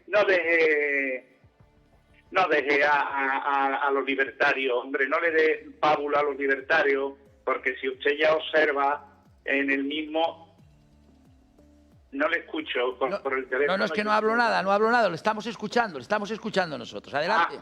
Sí, le decía que al señor libertario, que hombre, que de todo lo que ha dicho de adelgazar el Estado, lo que no cuenta es que está adelgazando, le está quitando las ayudas, por ejemplo, a las personas convalecientes, a las personas que necesitan ayuda, a las personas minusválidos, a los parados, a la gente que necesita atención sanitaria, psicológica. O sea, todo eso él lo elimina, ¿no? Porque eso es engordar el Estado. Porque, pues claro, como el Estado para ellos es una empresa, y claro, las empresas estatales, que tanto habláis ahí de las empresas estatales, están para ofrecer un servicio, no para ganar dinero. Que es la diferencia, es lo que ustedes, los libertarios y capitalistas, no entendéis, que las empresas públicas están para ofrecer un servicio necesario, y que la mayoría del pueblo, de nuestros compatriotas, que esos son los compatriotas, los necesitados también lo son, necesitan de esas empresas públicas para cubrir sus necesidades. Y si llegan los libertarios como usted o el equidistante, este hombre que se hace llamar Don, que que lo veía yo en los abogados cuando joven, los chocaditos, o sea, lo bueno, se queréis cargar el sistema, sí, pero lo bueno. No se queréis cargar lo malo, se queréis cargar lo bueno. Y claro, yo lo que le pediría a don Carlos es que hiciese un programa en serio sobre el tema del libertarismo que ha nacido ahora, que en realidad siguen siendo los mismos. Vale, perfecto, pues a ver si me da tiempo y lo hacemos. Yo, gracias desde Sevilla, Sergio, intento traer a la mesa a todo el mundo, porque hay gente que le gustaría que no trajera socialistas, hay gente que le gustaría que no trajera gente del Partido Popular, hay gente que le gustaría, como Sergio, por ejemplo, que no le diera la palabra a los libertarios, hay gente que le gustaría que no trajera independentistas. Pero la gracia de este programa es esta, que podemos encontrarnos todos desde el respeto. Es evidente que ahora empezamos unos procesos electorales que nosotros tenemos también que tener mucho cuidado en esto, ¿no? Pero la verdad es que este programa no se puede hacer, ni se va a hacer nunca, porque yo seré el primero que diré que no lo hago, si no hay esta pluralidad y esta diversidad dentro de un formato de televisión. Nadie se olvide, y con el presupuesto que nosotros tenemos. Pero la gracia es esta, que usted pueda también llamar y decir que no está de acuerdo con sus ideas, porque ya está dando usted una opinión que abrirá a lo mejor la mente a otras personas. Y él también tiene derecho a explicar aquello que propone. Nosotros lo bueno es que no obligamos a nadie, de los que estáis ahí, a nadie os obligamos a creer en nadie. Ni yo os obligo a creer en Dios. Ni yo os obligo a creer en Dios, porque eso es una opción libre. Nadie se olvide. Por cierto, algún día habrá que comentar la encíclica, no sé si es una carta encíclica o exactamente qué instrumento es, que ha publicado hoy la Santa Sede, referida a un montón de cosas que tienen que ver con la eutanasia, con el matrimonio. No, pero todo eso es muy interesante. Sí, Me gustaría contestar a... Contesta, si una llamada más y cambiamos el tema. Señor Villarroya, ¿está bien? Yo sí. No, porque claro, como le veis tan así, ahora ya está más... Si usted se encuentra mal, me lo dice, ¿eh? El señor Villarroya está con un aspecto formidable. No, además ha cortado el pelo y todo. ¿Cuánto le ha costado cortarse el pelo? 10 euros. ¿10 euros? A ¿En un los pakistaní? No, en una peluquería china. Ah, ¿también va a una peluquería china? En mi barrio prácticamente todos los negocios son chinos ya. Un día vamos a hablar de cómo es que los chinos tienen tanta facilidad para abrir un negocio. Un día vamos a hablar de esto también. Interesante tema. Vamos a hablar a ver por qué los chinos, los pakistaneses, toda esta gente abre los negocios, las tiendas, pero rápidamente. Los bares están, vamos, creciendo la presencia de chinos en todas partes. Ahora te doy la palabra, déjame coger una llamada, pero un día vamos a hablar de esto y además será un día que venga usted, porque veo que es especialista en chinos. En camisería china y en corte de pelo chino. De mi amigo Xi Jinping. Vamos a Valencia. Esteban, ¿qué tal? Buenas tardes desde Valencia. Hola, buenas tardes. Adelante, Esteban. Bueno, pues, ¿cómo se cambia el sistema? Pues el sistema se sostiene por el exceso de población, así de claro. Es muy sencillo. Pues, por ejemplo, Valencia tiene 75.000 habitantes, ¿no? Empadronados. Quítale 650.000 y se quedan 100.000 habitantes de hace 100 años. Los fondos buitres nos gastarán. Así de claro, señores. Y otra cosa, vayan jugando con exceso de población. Cuando dice España ya pasó de 40 millones de habitantes, me echo las manos en la cabeza y tiemblo. Yo tengo 46 años y no pienso tener hijos. Y eso es una revolución, bajar la población. Por ejemplo, Vallvisó, que es un pueblo, una ciudad de la provincia de Castellón. Yo a mi tío, que se desconoce por las cuevas de San José, cuevas navegables, subterráneas. Digo, pero tú, verdaderamente, ese pueblo, ¿cuánta población puede crecer? Porque ya se sabe que el cambio climático, la escasez de lluvia se está viendo. Y cuando llueve torrencialmente, y los embalses y los pantanos no se puede hacer más, porque tienen que ser unas condiciones para hacer embalses. Pero el problema es ese, el sostenimiento del capitalismo y el sistema es por exceso de la población. Solamente es eso. Muchas gracias, Esteban, desde Valencia. Me están haciendo pensar hoy una cantidad de preguntas que las estoy apuntando aquí, adelgazar el Estado. Vaya con cuidado a la hora de hacer preguntas, no vaya a ser que José Miguel se enfade. No, pero adelgazar el Estado es una empresa. Ahora mismo, Esteban de Valencia me ha hecho pensar, y lo voy a poner a debate, si una forma de revolución es la natalidad, no traer hijos al mundo. Atención a lo que ha dicho Esteban de Valencia. Ha dicho, yo no pienso tener hijos, porque la natalidad es mi revolución, por el exceso de población. Parece fantástico poder hacer un programa así, porque me hacen... La verdad es que me hacen... Es otra... En esa revolución seguramente el señor Villarroya y yo estaríamos de acuerdo. Pero estamos hablando, ¿verdad, José Miguel?, de otro tipo de revolución, que ya se está dando, por cierto. Hablaremos un día también de esto. Va una llamada más y cambio el tema. Contesta, por favor, Javier. ¿Cómo se llamaba el chico que ha hablado de mí? El chico que ha llamado de ti llamaba de Sevilla y se llama Sergio. Sergio, vale. A ver, Sergio, me gustaría, porque veo que no me he explicado claramente, me gustaría decirte, Partido Libertario, los libertarios en general, el movimiento libertario, el pensamiento libertario, no considera que el Estado sea una empresa. Eso lo piensa el señor Villarroya, que considera que las empresas manejadas por el Estado es una opción, la opción que, como debería ser. Yo no pienso que el Estado sea una empresa. Al revés, todo lo contrario. El Estado debería ser lo más pequeño posible y ocuparse de muy pocas cosas. De garantizarnos la seguridad, la defensa, relaciones internacionales, garantizar que haya separación de poderes, universalidad de los servicios, que lo he dicho. Es decir, en un sistema libertario nadie se queda sin recibir ningún servicio público, nadie que lo necesite, porque estoy en contra y estamos en contra de las subvenciones. ¿Qué significa eso? Significa eso que, por ejemplo, Amancio Ortega no tiene ningún sentido que reciba una subvención para ir al colegio su hijo, por ejemplo. Simplemente esto. Pero una persona que lo necesita, por supuesto que tiene que acceder a esos servicios públicos, por supuesto. Y el sistema, la gente, el pensamiento libertario lo que quiere es que la gente dependiente deje de serlo y que la gente sea, en definitiva, libre. ¿Vale? Y entonces, el capitalismo, y ahora, simplemente por añadidura a lo que estaba diciendo él, el capitalismo, en mi opinión, no es una cosa mala. El mercado libre es ético, es moral, precisamente es democrático. Cada uno compra lo que le da la gana, no lo que me imponen. Y si tengo que elegir, prefiero 1000 veces ser pobre en Suiza que ser pobre, y no voy a decir Cuba, en Corea del Norte, por ejemplo, por decir otro.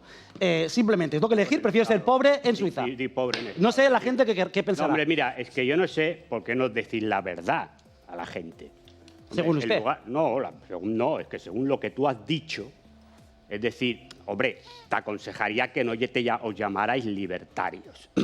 A ver, yo no he sido nunca anarquista. Pero, hombre, que tú vengáis a decir que sois anarcocapitalistas, libertarios. Eso que no lo soy. No, libertarios. Hombre, cuando lo que hacéis es apropiar la palabra que definía al anarquismo, que es la destrucción del Estado, y no solamente del Estado, sino la destrucción del sistema capitalista, hombre, que vengáis ahora aquí a soltar el rollo que tú has soltado, lo que os tendríais que llamar directamente es partido neoliberal. Porque eso que tú has dicho es lo que decía Friedrich Hayek y lo que decía Milton Friedman de la Escuela de Chicago. Por lo tanto, venir aquí a hablar de libertarios y de no sé qué es ofender a gente que ha dado su vida en la CNT, por ejemplo, o en otros partidos o sindicatos, porque ellos no creían ni siquiera en partidos políticos, por el anarquismo. Y repito, yo no he sido nunca anarquista y estoy en contra de muchas, no en la esencia, porque en la esencia podemos coincidir, pero no en la forma en que ellos han entendido la lucha contra el capitalismo. Pero, hombre, que vengáis aquí a defender lo libertario de no sé qué y no sé cuánto, cuando lo que estás haciendo es un discurso neoliberal de toda la vida, que se ha aplicado en todos los sitios habidos y por haber, hombre, me parece que lo que estás haciendo es ofender a la memoria de muchísima gente anarquista que ha dado su vida para intentar conseguir un mundo mejor para las clases trabajadoras y las clases desfavorecidas de este mundo. Bueno, pues vamos a cerrar este tema con Teresa de Barcelona. ¿Qué tal? Buenas tardes. Hola, buenas tardes. Adelante, Teresa. Mire, yo no sé cómo cambiar el sistema, pero tenemos que cambiarlo, porque si no, el sistema se nos comerá a todos. El sistema es malo y va a la ruina. El sistema mismo se pudrirá solo. Muy bien, gracias también por su participación. Vamos en estos últimos 20 minutos que tenemos, porque si no, no nos va a dar tiempo, a hacer este interrogante que tengo encima de la mesa y que antes anunciaba. Europa necesita una defensa común. La OTAN cumple 75 años fortalecida con el objetivo de blindar Ucrania y con cautela ante el eventual retorno de Trump. A partir de esta noticia y sobre estas otras que circulan estos días en que parece como que esta frágil Ucrania necesita más ayuda, incluso necesita ayuda de armas. Hoy, por ejemplo, hablaba con Sor Lucía y me decía, Sor Lucía, que va constantemente a Ucrania y que está haciendo una labor magnífica por las personas que allí padecen una guerra horrible. Me decía que es 1 contra 10 en armamento, ¿no? Entonces, ahora llega un momento en el que parece como que alguien va a tener que tomar una decisión. O se sigue ayudando a Ucrania, o se aumenta la ayuda a Zelensky, o si no, Rusia va a avanzar. Entonces, aquí hay como esta historia que se la explico así muy coloquialmente porque no tengo más tiempo para adornarla. Europa necesita una defensa común. ¿Qué hay que hacer? 690-710274, la romántica de la mesa, Miriam. Bueno, oye, el romanticismo es importante. Está muy bien, sí. Está muy bien. Nos pasaría lo mismo que le pasa a todo el mundo, que luego cuando llegan al poder se convierten en otra cosa, pero bueno, esto sería continuar hablando de lo demás. Yo creo que las estadísticas sí que dicen que un 87% de los europeos piensan que sí que debe de haber un comisario de defensa y que la OTAN debe de promover el tema de desviar muchos fondos para ahora mismo pues, crecer, porque realmente estamos a años luz, para tener un equilibrio por lo que pueda pasar también en vistas del tema electoral próximo entre Trump y Biden, que está muy igualado, pero que eso puede hacer que también cambien las cosas. ¿Son ustedes sois partidarios de que Europa refuerce a Ucrania? 690-710274, de que incluso ante esa, que no quiero ni decirlo porque me da hasta miedo, esa posible defensa, que se tenga que defender Europa, que Europa necesite pues una defensa común, que vaya Europa todo a una. ¿Qué pensáis? 690-710274, Ricard. Vamos a ver, lo primero que hay que decir es que cuando hablamos de si Europa necesita una defensa común, es que no debemos confundir todo esto con el conflicto en presencia del que estamos respecto a Ucrania y a la Federación Rusa. Ese es otro tema. Es un tema relacionado, pero no es el tema principal. Ucrania no es un país miembro ni de la Unión Europea, ni de la Alianza Atlántica, ni de la OTAN. Por lo tanto, esta es otra cosa.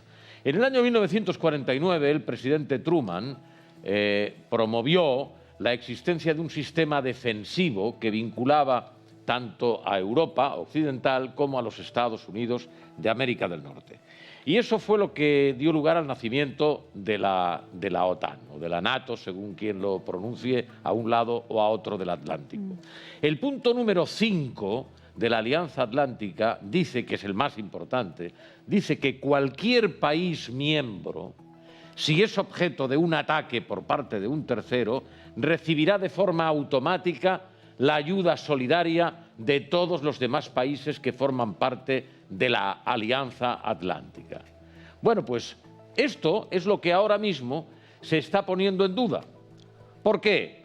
Pues porque los Estados Unidos han venido, digamos, invirtiendo en materia de defensa un dinero que les correspondía para la defensa de su propio territorio, más el que tenía que ver con la defensa del territorio europeo. El presidente Obama, hace 10 años, ya apuntó que convendría que Europa se plantease la necesidad de hacer una aportación significativa a la defensa.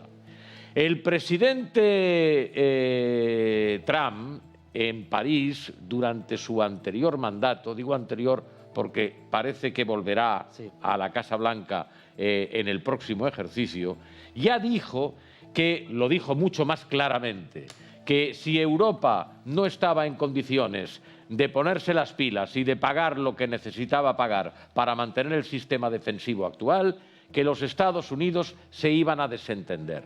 Anteayer, el secretario general de la Alianza Atlántica, el señor Stoltenberg, dijo: Europa necesita a los Estados Unidos en la misma medida que los Estados Unidos necesitan a Europa. Esto, leído en terminología diplomática, quiere decir que la aportación tiene que ser recíproca. En consecuencia, Europa está obligada a hacer alguna cosa. La mandataria número 1 de la Unión Europea, la señora von der Leyen, hablaba también ayer de la necesidad de la creación de una comisaría de defensa. Ya saben que los ministerios en Europa se llaman comisarías. Bien, todo esto surge a partir del conflicto de la Federación Rusa con Ucrania. Es verdad, pero va mucho más allá, porque tiene que ver con la eventualidad de cualquier tipo de ataque. Si mañana atacan, por ejemplo, a España los marroquíes, imaginémonos, en un supuesto teórico, ¿qué va a hacer la Alianza Atlántica? O si pasado mañana, no lo sé, los iraníes deciden atacar a Italia, ¿qué va a hacer la Alianza Atlántica? Esa es la cuestión, ese es el meollo del asunto. Pero finalmente, aquí hay una consideración derivada de todas estas reflexiones, que es la pasta. Porque los países miembros de la Alianza Atlántica, mejor dicho, de la Unión Europea, que lo son todos de la Alianza, se han planteado la necesidad de subvenir a las necesidades de defensa con la implementación del 2% de su Producto Interior Bruto. ¿Cómo se come eso? Pues probablemente con más impuestos o con el detrimento de otros, digamos, capítulos en los presupuestos generales en beneficio de dotar del dinero suficiente a los mecanismos de defensa. Eso hay que contárselo a la gente, porque eso tiene que ver con el bolsillo de la gente. Por lo tanto, hay que explicarlo muy bien. Y a mi modo de entender las cosas, les va a resultar muy difícil poder hacerlo. Pues ahí hay un argumento ya sobre la mesa. Nos vamos a Sevilla otra vez. María Isabel, ¿qué tal? Buenas tardes desde Sevilla. Hola, buenas tardes, señor Puente. Adelante. Vuelvo a tener oportunidad de intervenir en tu magnífico programa. Muchas gracias. Adelante. Pues bueno, el tema de la Unión Europea y su defensa común es un tema peliagudo porque no hemos conseguido una Unión Europea económica, porque cada país va a su bola con el tema económico, y a nivel político estamos de aquella manera, y la democracia en Europa, en la Unión Europea, brilla por su ausencia, ¿no? Lo tenemos clarito lo que pasó en Grecia, ¿no? Entonces yo abogaría por una neutralidad de Europa. No le queda otro remedio, porque ponerse a gastar dinero en armamento, ¿ante quién? ¿Ante qué bloque? ¿Ante el bloque, ante Estados Unidos y el bloque otanista, o ante el bloque que está emergiendo de los BRIC? No tenemos dinero para armarnos enfrentándonos a bloques. Yo creo que la Unión Europea nada más que le queda de alternativa la neutralidad, porque el empobrecimiento está en auge y no vamos a tener dinero para gastar ni en un fusil de asalto. Vaya, muy interesante, muy interesante, María Isabel desde Sevilla, muy interesante. Hace referencia finalmente también lo que decía Ricardo Fernández Deo, que es el dinero. Vamos a escuchar al señor Villarroya. ¿Qué tiene que hacer Europa? Pues Europa lo que va a hacer es gastar dinero en armas, porque es lo que van a hacer. Es decir, todos estos discursos son para preparar a la población para que acepte los recortes sociales que van a venir. Ya está, porque se pone como ejemplo que nos puede invadir Rusia, que nos puede invadir China, que nos puede invadir no sé quién. No sé por qué nos tiene que invadir Rusia o nos tiene que invadir China, pero este es el discurso que se hace. Y ya está. Entonces esto va a ser ganancia para unos pocos, que son las fábricas de armamento que se van a forrar, y va a haber en detrimento de... Es decir, la excusa de la guerra de Ucrania, es decir, a Ucrania le pueden seguir enviando las armas que quieran. El problema de Ucrania es que no tiene soldados. Entonces, si quieren darle la vuelta al calcetín de la guerra de Ucrania, hay que enviar tropas. Sí, y esto significa otra cosa. Ya está, es decir, es que no estemos con el rollo de que se van a comprar armas para enviar a Ucrania y no sé qué y no sé cuántos. Por cierto, ¿usted sabe que las unidades de élite ucranianas formadas por el ejército de Gran Bretaña no están luchando en Ucrania? ¿Y eso? ¿Sabe dónde están luchando? Porque las van a llevar dentro de poco. ¿Sabe dónde van a luchar? En África. Es decir, las unidades de élite ucranianas, repito, las unidades de élite ucranianas formadas por el ejército de Gran Bretaña no van a luchar en Ucrania. Es más, ya no están en Ucrania. ¿Y eso? Porque se busca el enfrentamiento indirecto. Es decir, la guerra en Ucrania está perdida.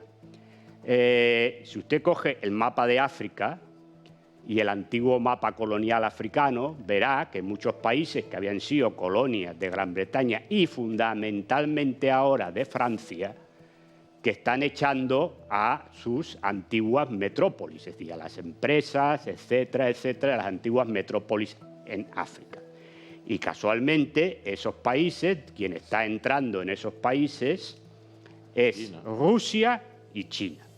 Entonces, sobre todo Rusia a nivel militar, a través del antiguo grupo Wagner, y entonces se va a enviar estas tropas de élite ucranianas, repito, unidades de élite ucranianas, a luchar en países como Níger, Mali, el Chad, etcétera, etcétera. Yo no Senegal. sabía eso. Sí, pues mira por dónde va.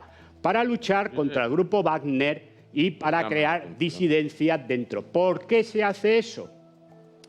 Porque en el nuevo modelo productivo del sistema capitalista, las tecnológicas van a ser la punta de lanza. Casualmente, el cobalto, el litio, las tierras raras, etcétera, etcétera, donde están es en África.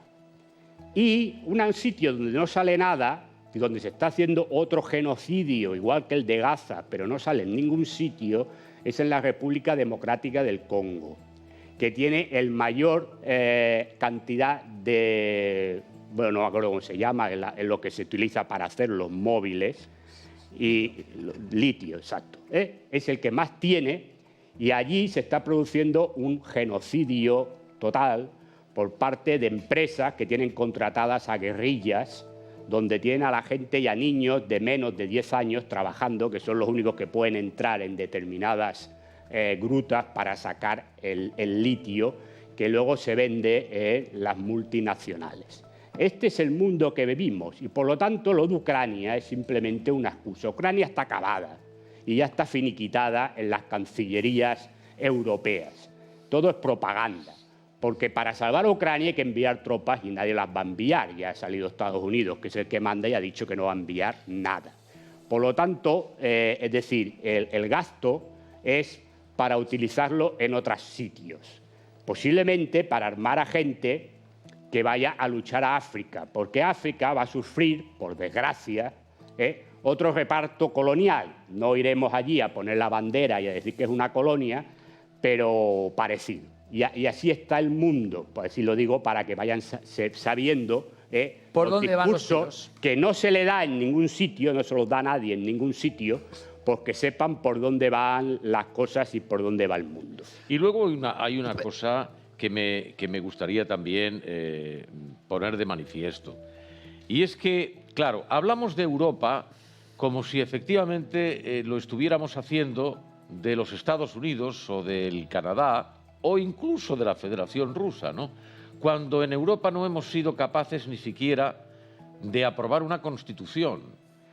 Hubo un proyecto de constitución europea. Lo redactó, su ponente principal fue el que en su día fue presidente de la República Francesa, el señor Giscard d'Estaing, y se sometió a votación en varios países, bueno, en todos los países. En España, por ejemplo, se votó afirmativamente, de manera mayoritaria. En Francia, de donde era el señor Giscard, no consiguió salirse con la suya, por lo tanto, salió que no. Y solo con que un país no esté de acuerdo, ya sabe que las decisiones de la Unión Europea hay que tomarlas por unanimidad, pues ya se desconsidera la propuesta. Por lo tanto, si no hemos sido capaces de dotar a la Unión Europea de una unidad política, ¿en presencia de qué estamos? Estamos en presencia de un club o de un sindicato de intereses económicos, fundamentalmente. Y por lo tanto resulta muy difícil la implementación de cualquier tipo de decisión o de medida que tenga que ver con asuntos de carácter marcadamente político. Vamos a Madrid. Alejandro, ¿qué tal? Buenas tardes desde Madrid. Hola, buenas tardes. ¿Qué tal están? Estamos bien. Vamos a ver qué nos dices, Alejandro.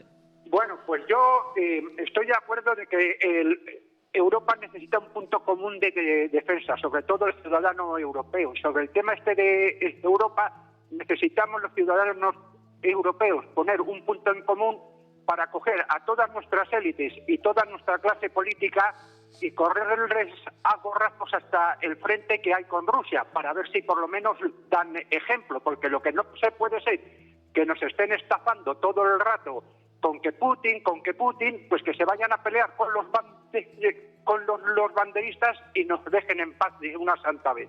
Solamente era eso. Gracias, Alejandro. Desde Madrid va una llamadita más, 690710274. Miren este titular.